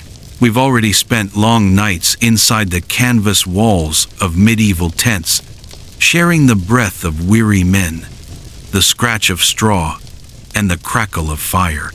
But if we zoom out for a moment, we start to see something bigger. Survival in these frozen camps wasn't only about cloaks, embers, or stolen blankets. It was about order. And that order, fragile though it was, had to come from the men in charge. Think about it. A medieval army was a machine of thousands of hungry, cold, exhausted men. If every soldier did whatever he pleased, chaos would have torn through the camp faster than any enemy charge. The commanders, those knights, captains, and lords, had to enforce routines that gave structure to the misery. They decided where tents were pitched, how fires were tended, when guards rotated, and even how much noise men were allowed to make at night. Without that discipline, half the army might have frozen or wandered off into the dark. Historical ordinances from campaigns across Europe show us just how strict things could be. In some armies, soldiers were forbidden to wander between tents after nightfall. Why? Because one man's drunken singing could betray the whole camp's position to enemy scouts. Other rules focused on fire. Men could huddle by it, yes, but sparks inside tents were forbidden. In fact, in certain campaigns, commanders ordered that every tent pole be inspected nightly to make sure no candle had been left burning too close to the canvas. Imagine the scene: captains stalking between tents with torches, barking at men to smother their flames. Was it harsh? Absolutely. But it was the only way to keep the camp from turning into a field of ashes. And the punishments, well, they were no joke. Soldiers caught sleeping on guard duty, or ignoring orders about fire discipline, sometimes paid with their lives. Chroniclers describe men executed in front of their comrades to serve as grim reminders. Others were lashed or had their rations cut. Nothing teaches obedience faster than hunger. These rules may sound cruel, but they carved order out of chaos. Without them, tents would have been death traps, not shelters. But here's the twist. Commanders didn't just play the role of harsh taskmasters. They also understood morale. They knew that a soldier beaten down by cold and fear was more dangerous to his own army than to the enemy. And so, alongside punishments, they also doled out rewards. Some commanders issued extra rations of wine on the coldest nights. Others shared their own furs or blankets with the men. A gesture more symbolic than practical, but powerful all the same. It reminded soldiers that their suffering was seen, that their leaders weren't blind to the frost gnawing at their bones. Picture it: a nobleman's pavilion glowing faintly in the snow, its silken walls sheltering rugs and feather quilts. Outside, a line of ragged foot soldiers shivers in cloaks that smell of smoke and grease. Then the commander steps out, a cloak of fur over his shoulders, and distributes strips of meat or a jug of spiced wine to the crowd. Does it erase the cold? Number. But it sparks something far more important: loyalty. And loyalty in those frozen nights kept men from breaking apart. Now, let's dig into something fascinating that often gets overlooked: The men who enforced discipline weren't always the noble lords. More often, it was the sergeants, the veterans hardened by decades of marches. These men knew every trick of winter survival, and they taught it to the recruits with the sharpness of a barked order. Keep your boots on or lose your toes. Wrap your cloak twice, not once. Don't lean too close to the fire unless you want to stink of burnt wool for a month. Their voices carried the wisdom of 100 frozen dawns, and they were obeyed not just out of fear, but out of respect. And sometimes that respect turned into reliance. Young soldiers often clung to their sergeants like children to fathers. In the cold dark, when the wind clawed at the tent seams, it was often the steady grumble of an old veteran that kept men from panicking. "We've lived through worse," he'd mutter, rolling into his straw bed. And the younger men, hearing it, believed they could survive too. But discipline wasn't only about orders shouted across frozen fields. It seeped into every detail of camp life. Fires weren't placed randomly. They were organized into circles so that their glow stretched to every corner of the camp. Tents weren't scattered wherever men pleased. They were arranged in neat rows, creating streets that patrols could navigate even at night. This was military engineering as much as survival. A disorganized camp froze faster, starved sooner, and crumbled under its own weight. Order meant life. Now here's a question for you. Do you think soldiers loved these rules? Did they welcome the discipline that kept them alive? Not always. Some cursed their commanders for the silence imposed at night. Others mocked the constant inspections. And many, no doubt, dreamed of simply throwing down their gear and sleeping by the fire in peace. But deep down, most knew the truth. The rules were chains, yes, but chains that kept death outside the camp. This duality, resentment mixed with dependence, is what defined winter nights in medieval armies. Soldiers hated their leaders and trusted them at the same time. They groaned at orders, but followed them because disobedience meant frostbite, sickness, or worse. And that paradox is what held armies together in the bleakest conditions. Think of the most famous winter campaigns in history. The Crusaders freezing outside the walls of Antioch, English soldiers slogging through the mud of Flanders, Swiss mercenaries trekking across snow-choked passes. In every case, survival depended less on individual strength than on collective discipline. A single soldier might give up, but an army bound by rules, by order, enforced at spear point, could keep marching through ice and despair. So, when we ask, how did medieval soldiers sleep in tents without freezing to death? The answer is bigger than cloaks and straw. They survived because someone stood over them, sometimes with kindness, sometimes with cruelty, and forced them to live. The cold may have been merciless, but the discipline of the camp was colder still, and it was that cold iron of order that carried men through the night. And that, my friends, is where we'll pause for now. Because if commanders set the rules, there was another hidden group who made sure those rules could even be followed: the camp followers.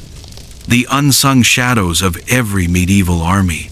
They didn't wield swords or wear armor, but they kept men alive with food, water, repairs, and sometimes even warmth.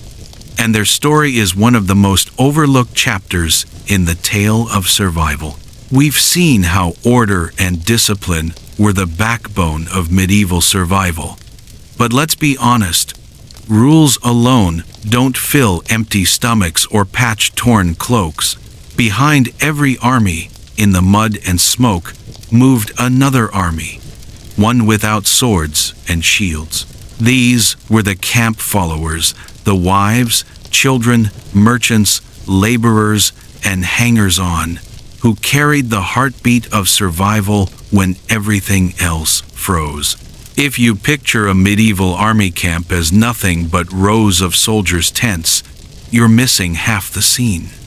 In reality, the camps often stretched into messy, sprawling villages. Tents weren't only filled with warriors. They held women mending clothes, children fetching water, merchants roasting meat, and smiths hammering at glowing iron even in the snow. Survival wasn't just about what soldiers carried on their backs. It was about this bustling, chaotic ecosystem that followed them into the cold. One straightforward historical fact: most European armies allowed, even expected, followers to trail behind them. These people did the jobs soldiers couldn't. They cooked, mended, hauled, and in many cases, provided a kind of emotional anchor.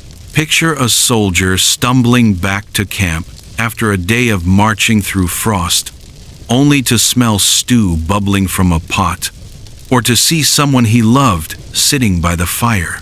That sight could mean more than any cloak. But let's not romanticize it too much. Life for camp followers was brutal. Women who washed clothing in icy streams ended their days with hands raw and red. Children often went barefoot through mud and snow. Merchants haggled over firewood or scraps of food, knowing full well they were selling survival at a price. And yet, they endured. Because as much as soldiers needed them, they also needed the army for protection. Alone on the roads of medieval Europe, they would have been easy prey. Now here's the fascinating part. Followers didn't just make life easier, they made it possible. Need fresh straw for bedding? Someone had to cut it. Need hides tanned into cloaks? Someone had to prepare them. Need boots mended before frostbite set in?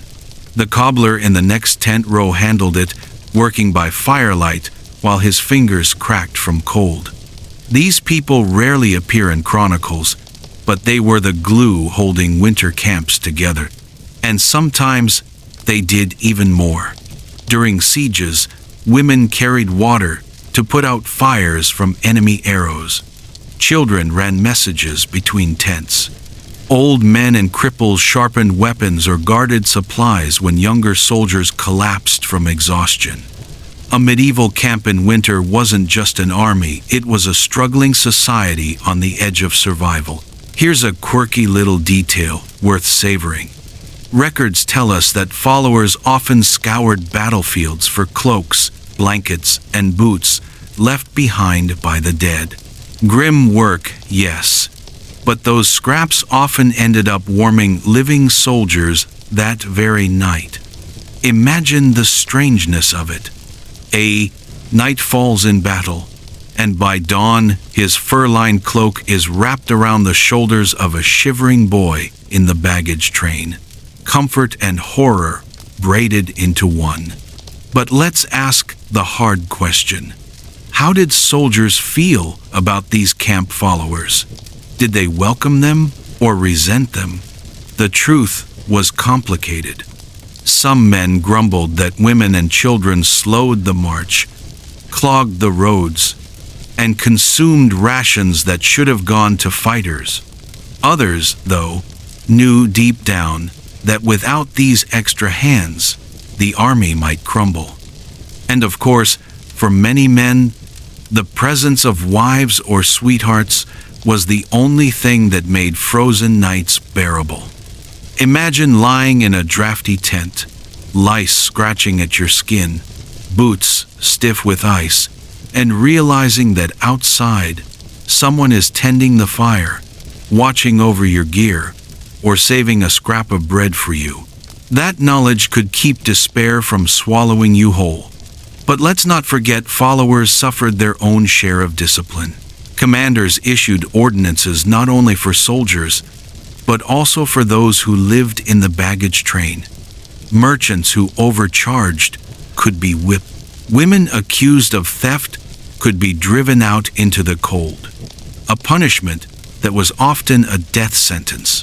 The same order that bound soldiers in their tents stretched into these makeshift villages because without control, chaos would have spread like fire in straw.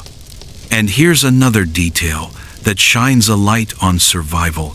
In some campaigns, commanders officially issued rations to followers: bread, ale, even straw bedding, because they knew these people were not just dead weight. They were essential. A smith without fuel, a washerwoman without water, a cook without pots.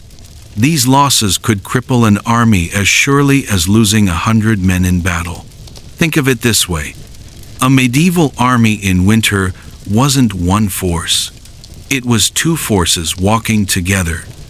One held the swords, the other held the pots, the needles, the children, and the dogs.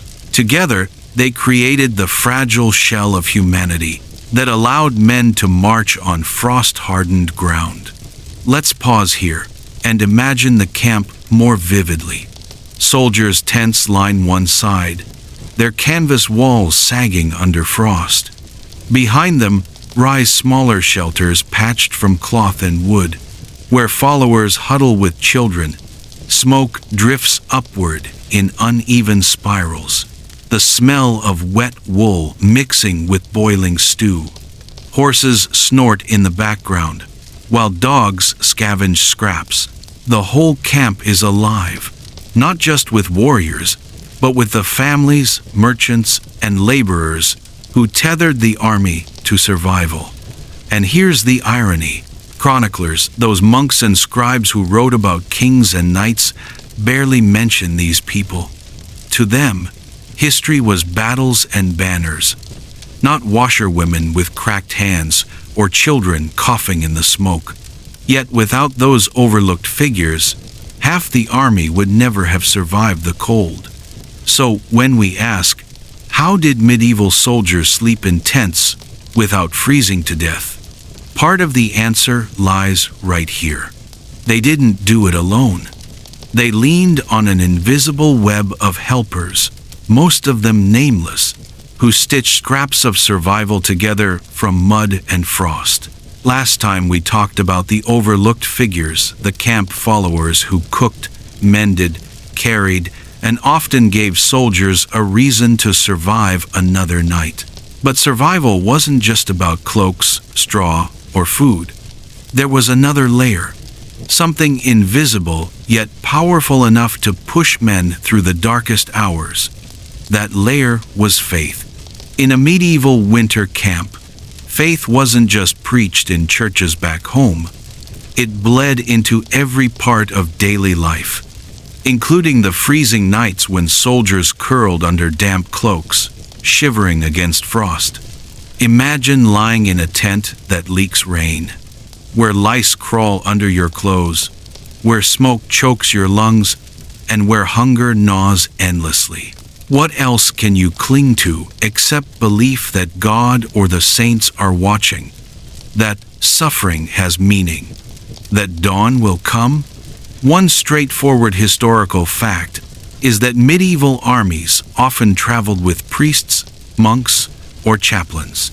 These men weren't just there to bless battles. They blessed tents, fires, even the cloaks soldiers wrapped themselves in. Records from the Crusades describe entire companies kneeling in mud at night, while a priest held up relics, the glint of a silver cross catching firelight as men whispered prayers through chattering teeth. And here's where it gets fascinating. Faith didn't only come through organized ritual. It showed up in charms, amulets, little wooden crosses tied to tent poles, or prayers muttered in the dark. Soldiers stitched saints' names into their cloaks, or carried rosaries worn smooth from countless fingers. It was as if the cold was fought not only with wool, but with whispered words. Here's a quirky tidbit you might love. Chroniclers mention men carving little crosses into the dirt floor of their tents before lying down, believing the holy symbol would guard them from evil spirits while they slept. Others tied sprigs of herbs, rosemary, thyme, even garlic to tent ropes, swearing they repelled demons as well as fleas. To modern eyes, it looks like superstition. But in a world where frostbite could kill faster than swords, every scrap of belief was another layer of insulation. But let's ask the hard question. Was faith really a comfort? Or was it another burden? Historians still argue this point. Some say that nightly prayers and the presence of relics truly kept morale alive, reminding soldiers that their suffering was part of a divine plan. Others counter that faith often became a tool of commanders, used to silence complaints and drive men forward, even when their bodies begged for rest. Was faith a blanket or a chain? The records leave us tangled in contradiction. Picture the camp on a winter night. Soldiers huddled in groups, their cloaks pulled tight, their breath fogging in the firelight. A chaplain kneels before a makeshift altar, sometimes just a flat rock or a wooden crate. A candle flickers, threatening to die in the wind. But still, the men lean closer. Their voices rise together in chant, Latin syllables blending with the hiss of fire and the howl of the storm.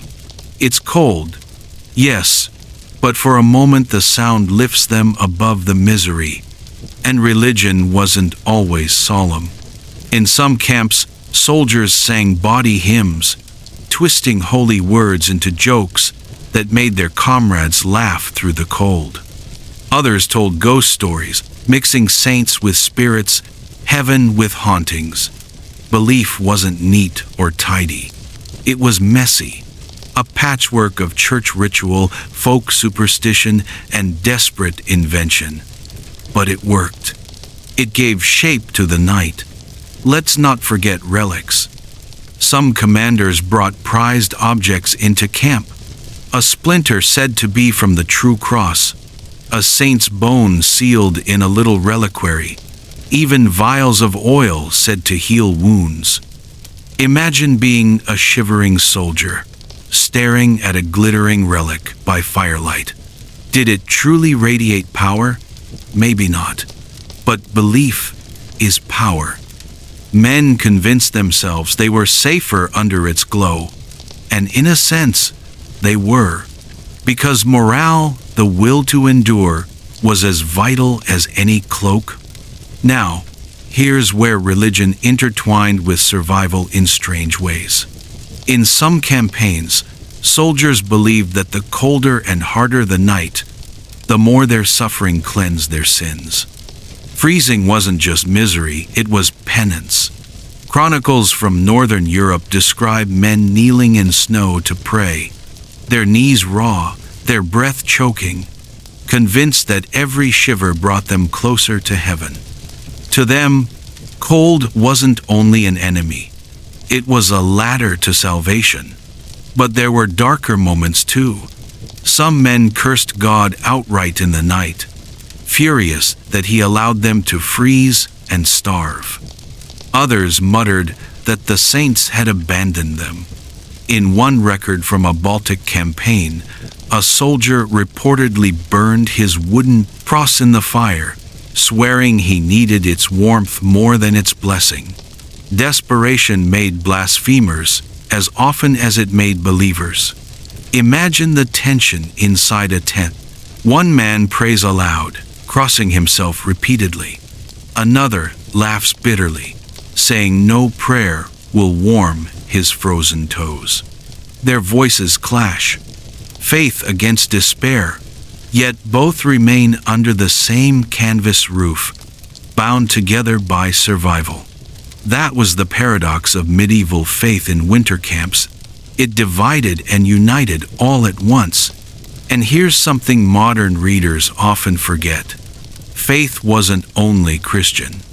Armies on crusade marched with men from distant lands, each carrying their own traditions.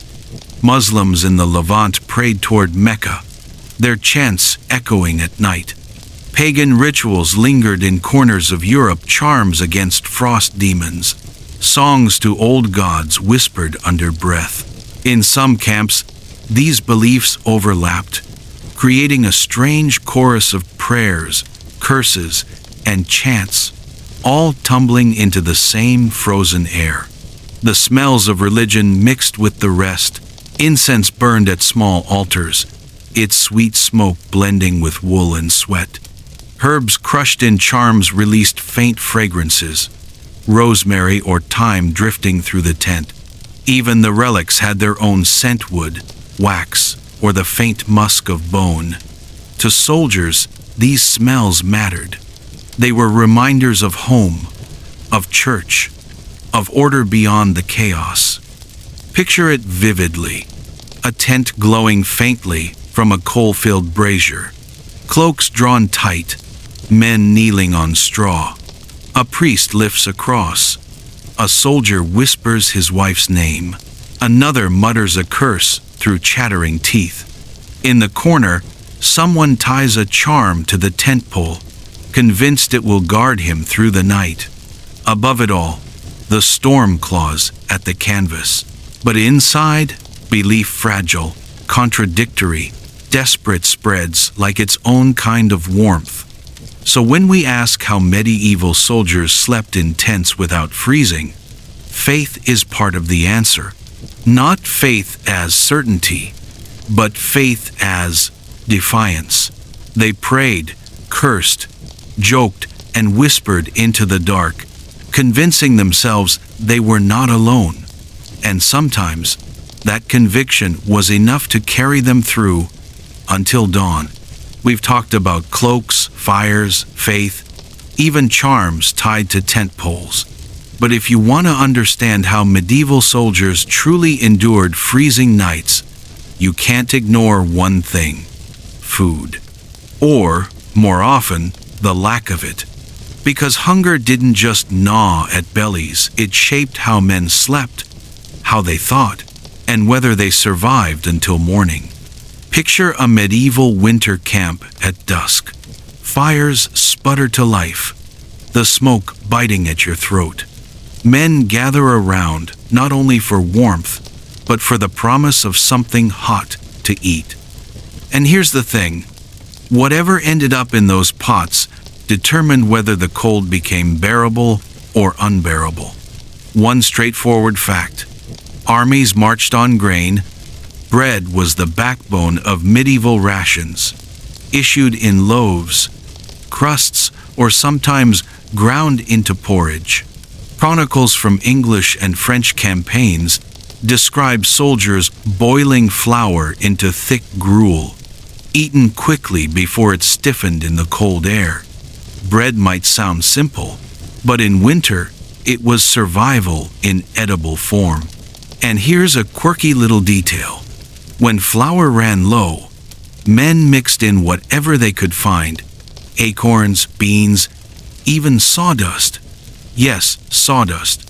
Archaeological evidence from famine years shows bread loaves packed with filler, dense and bitter. Imagine chewing on something closer to wood than wheat while shivering in your cloak. It wasn't delicious, but it kept you alive. Meat, when available, was a blessing. Soldiers roasted scraps of pork, goat, or beef over open fires. In wealthier camps, officers might dine on spitted venison or salted fish hauled in wagons. But for the average foot soldier, meat often came from desperate sources. Horses too weak to march were slaughtered for food. Dogs and even rats sometimes ended up in pots when sieges dragged on. Chronicles of the 100 Years' War mention men boiling leather straps for broth, softening them just enough to chew. But hunger wasn't only about food, it was about timing. In freezing weather, the body burned through calories faster. Men who went to bed hungry found themselves shivering uncontrollably, their bodies too weak to generate heat. That's why warm stews mattered so much. A bowl of hot broth, even thin, did more than fill the stomach. It spread warmth through the body, a kind of liquid armor against frost. Now, let's get into the smells. Camps reeked of smoke and sweat, yes, but food layered its own signature into the night air. Picture the heavy scent of beans simmering with onions, mingling with the sharp tang of garlic or leeks. Add the fatty sweetness of pork dripping into fire. Even in the most miserable camp, the smell of stew could lift spirits. And here's the funny part, soldiers joked endlessly about food. Chroniclers record men chanting about pies, sausages, and roasted geese, half as prayers and half as taunts. Some sang recipes like lullabies, whispering about buttered bread or fat stews while huddled under cloaks. It sounds silly, but those chants were more than humor. They were survival. They tricked the mind into feeling nourished, even when the pot held nothing but turnips. Let's talk about drinks too. Ale and wine were more than luxuries. They were necessities. Water in camps was often filthy, carrying disease from waste and rot. But wine diluted with water or weak ale brewed in bulk was safer. And in winter, it was warmth in a cup. Records from Burgundian campaigns describe soldiers passing flasks of spiced wine around the fire, cloves and cinnamon masking sourness, while heat spread through frozen bodies. And yet, drink was a double-edged sword. Too much ale dulled vigilance. Men fell asleep with cloaks too close to fire, waking to find their garments singed, or worse, the tent in flames.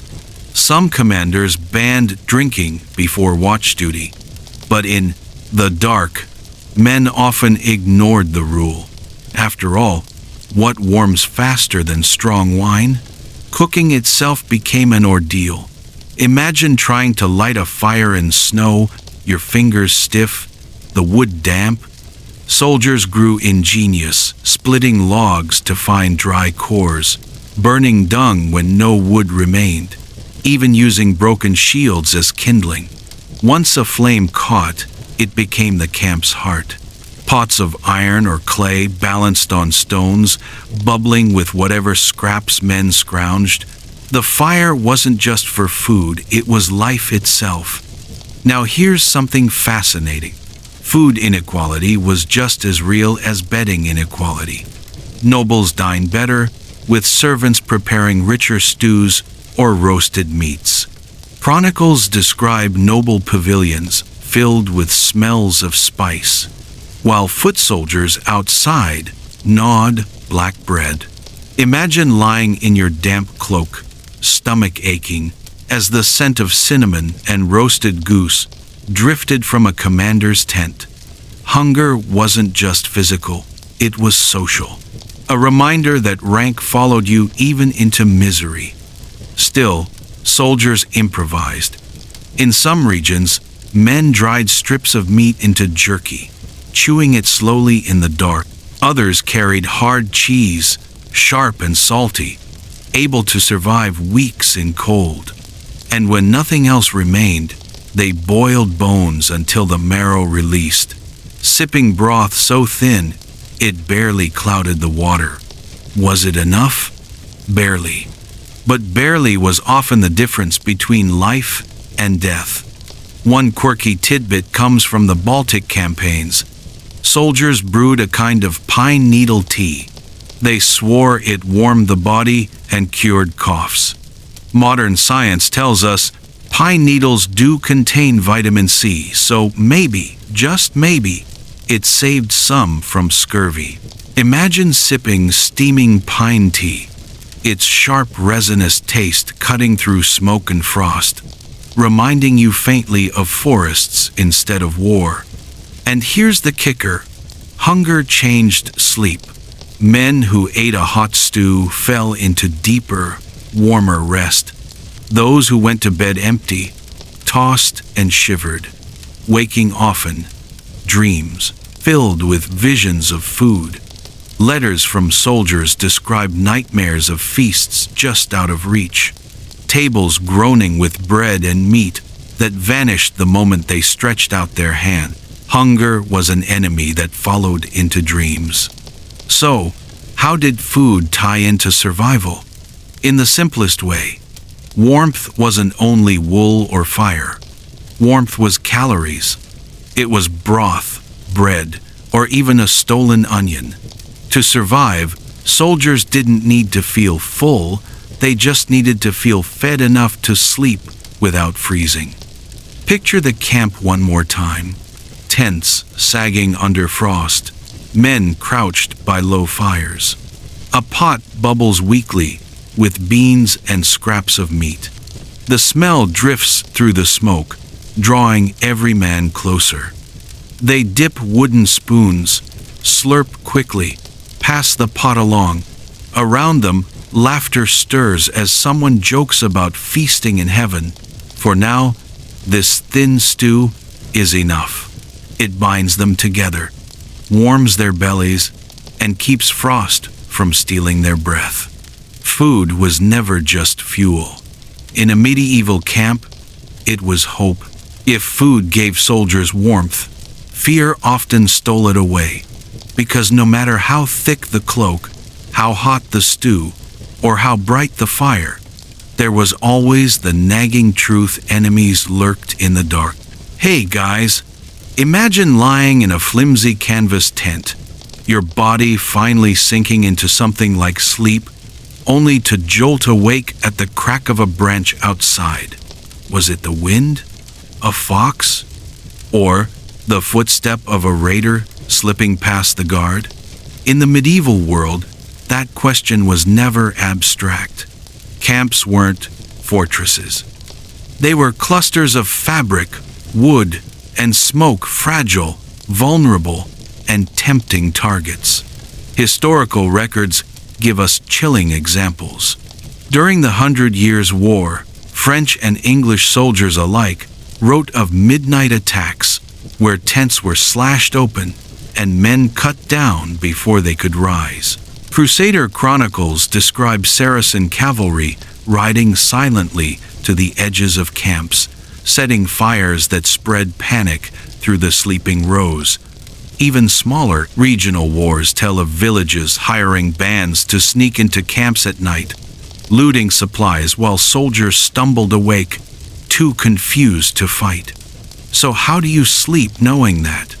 You don't, or at least, you don't sleep the way we think of sleep. Soldiers lived in a rhythm of half-dreams, light, restless, ears pricked for every sound. One soldier in a Burgundian army wrote that he never truly lay flat. He kept one hand on his weapon, cloak pulled tight, dozing in snatches. He admitted his dreams were mostly of sudden shouts. That was the first defense, vigilance, even in rest. But armies built systems too. We already touched on guard rotations, but let's go deeper. The night was divided into watches, sometimes 4, sometimes 6.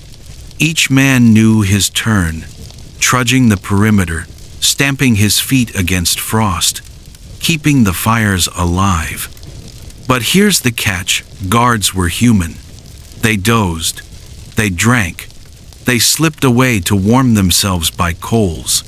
And when they did, entire camps paid the price. Chroniclers don't gloss over this.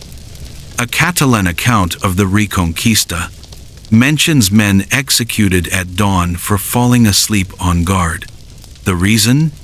Their camp had nearly been overrun. Commanders couldn't risk mercy when silence and vigilance were the only barriers between survival and slaughter. But even with guards, fear seeped in. Imagine the sounds in a medieval night. Horses stamping, ropes creaking, wind moaning through forest branches. Any of these could become an enemy in the imagination. Soldiers whispered of hearing whispers outside their tents. Sometimes it was comrades shifting, Other times the enemy scouting so close you could hear their armor clink. One fascinating practice appears in several chronicles. Soldiers tied bells or metal scraps to tent ropes, a kind of medieval alarm system. If someone tripped the line, the noise would jolt the camp awake. Others used dogs' camp hounds that barked furiously at strangers. We've already seen how dogs curled up for warmth, but their ears were just as valuable as their heat. And then there was fire. It gave warmth, but it betrayed you too. Commanders wrestled constantly with whether to keep campfires burning.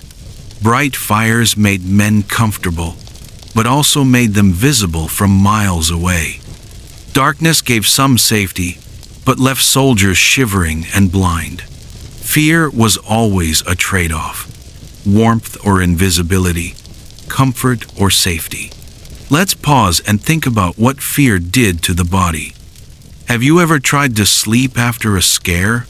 Your heart still pounding, every sound amplified? That was every night for soldiers in hostile territory. Some accounts describe men waking drenched in sweat, even on frozen nights, their bodies convinced danger was inches away. Others mention the strange exhaustion that came after weeks of it, men so worn out that when raids finally came, they barely stirred. Fear wasn't only about enemies, though. Sometimes it came from within the camp. Imagine lying shoulder to shoulder with men who weren't just comrades, but also rivals. Food was scarce. Loot was coveted. Tension simmered.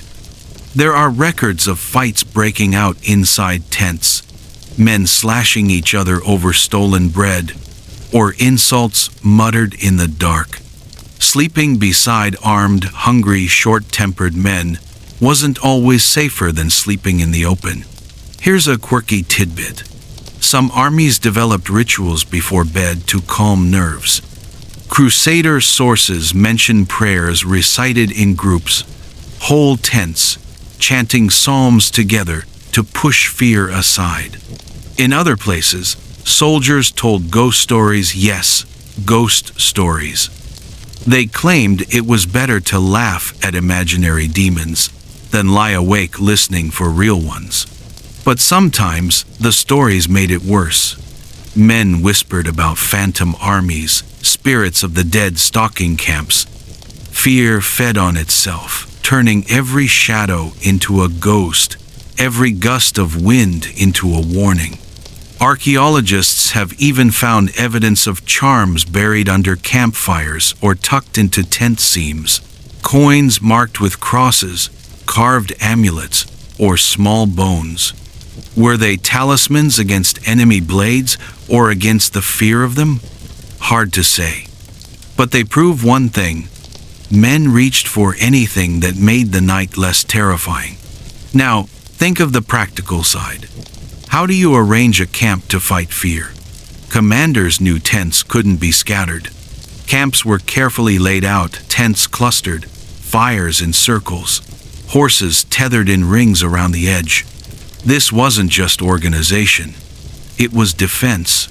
Horses whinnied at strangers. Fires gave light lines. Tents close together meant that if one man shouted, others could rouse quickly. Yet no system erased the dread.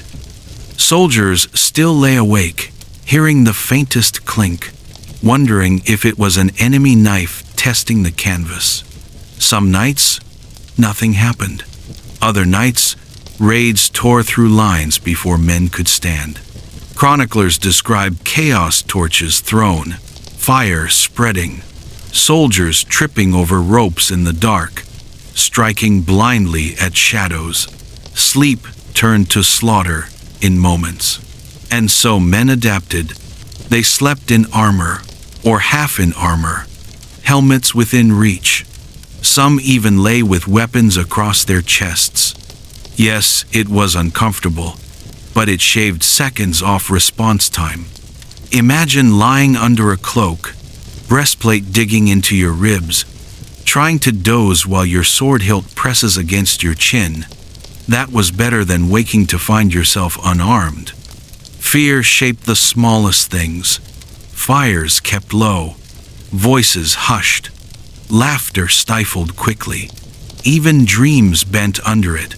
Soldiers wrote of nightmares so vivid they woke, convinced the camp was under attack. Some even struck comrades in their sleep, mistaking them for enemies. Fear lived inside the mind as much as outside the walls. And yet, here's the paradox. Fear didn't always break men. Sometimes it bound them closer. Huddled together in the dark, whispering jokes, sharing flasks, men found brotherhood in their shared dread. You weren't alone. If a raid came, at least you'd face it side by side. Chroniclers noted that men who survived these nights trusted each other more deeply than before. Fear was corrosive, yes, but it was also a forge. So, how did medieval soldiers sleep in tents without freezing? They didn't always. Sometimes they slept lightly, half-armored, half-aware. Sometimes they didn't sleep at all.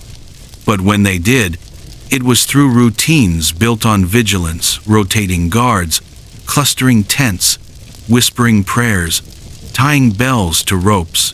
Fear never left, but it became part of the rhythm.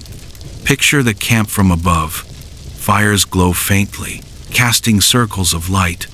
Tents huddle together like nervous animals. Guards pace, spears in hand, boots crunching frost.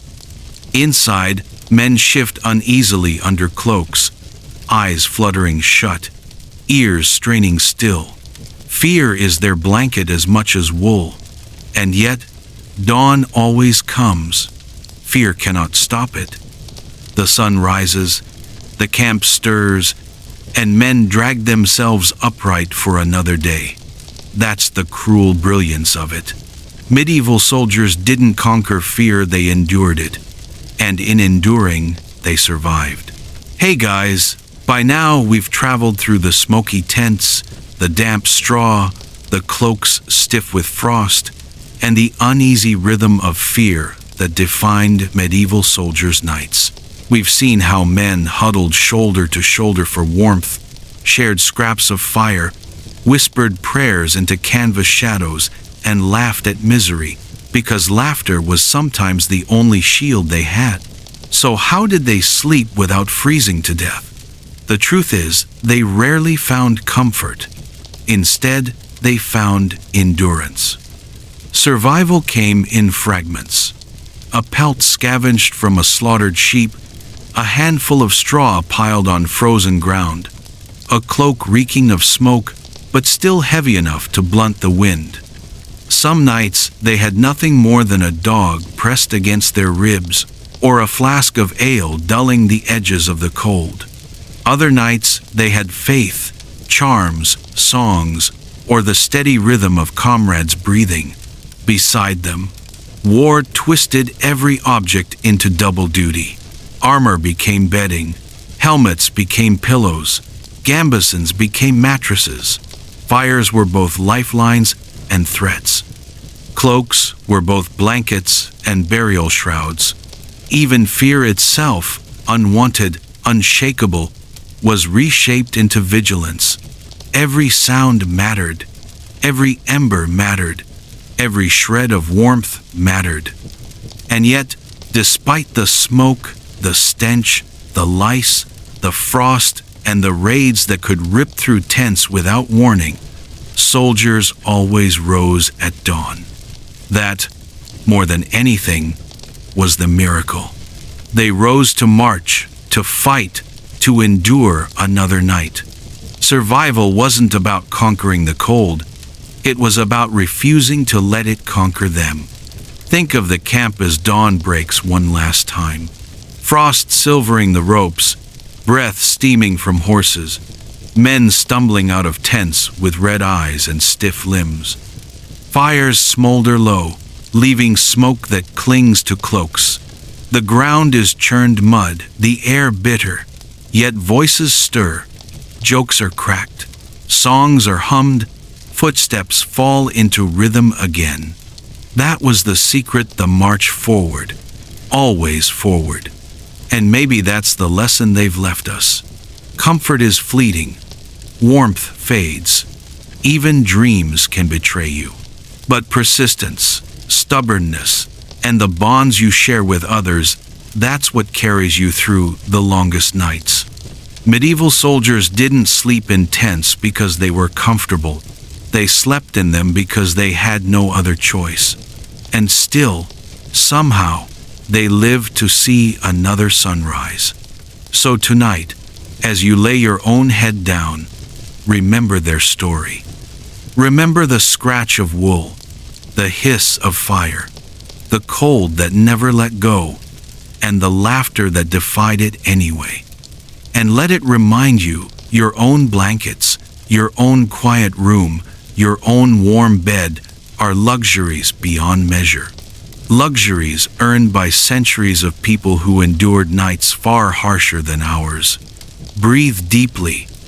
Let the noise of the day fade. Let the cold of history stay outside your door. You are safe, you are warm, and you are alive. Sleep well, my friends. And as the medieval soldiers once did, trust that morning will come. Good night.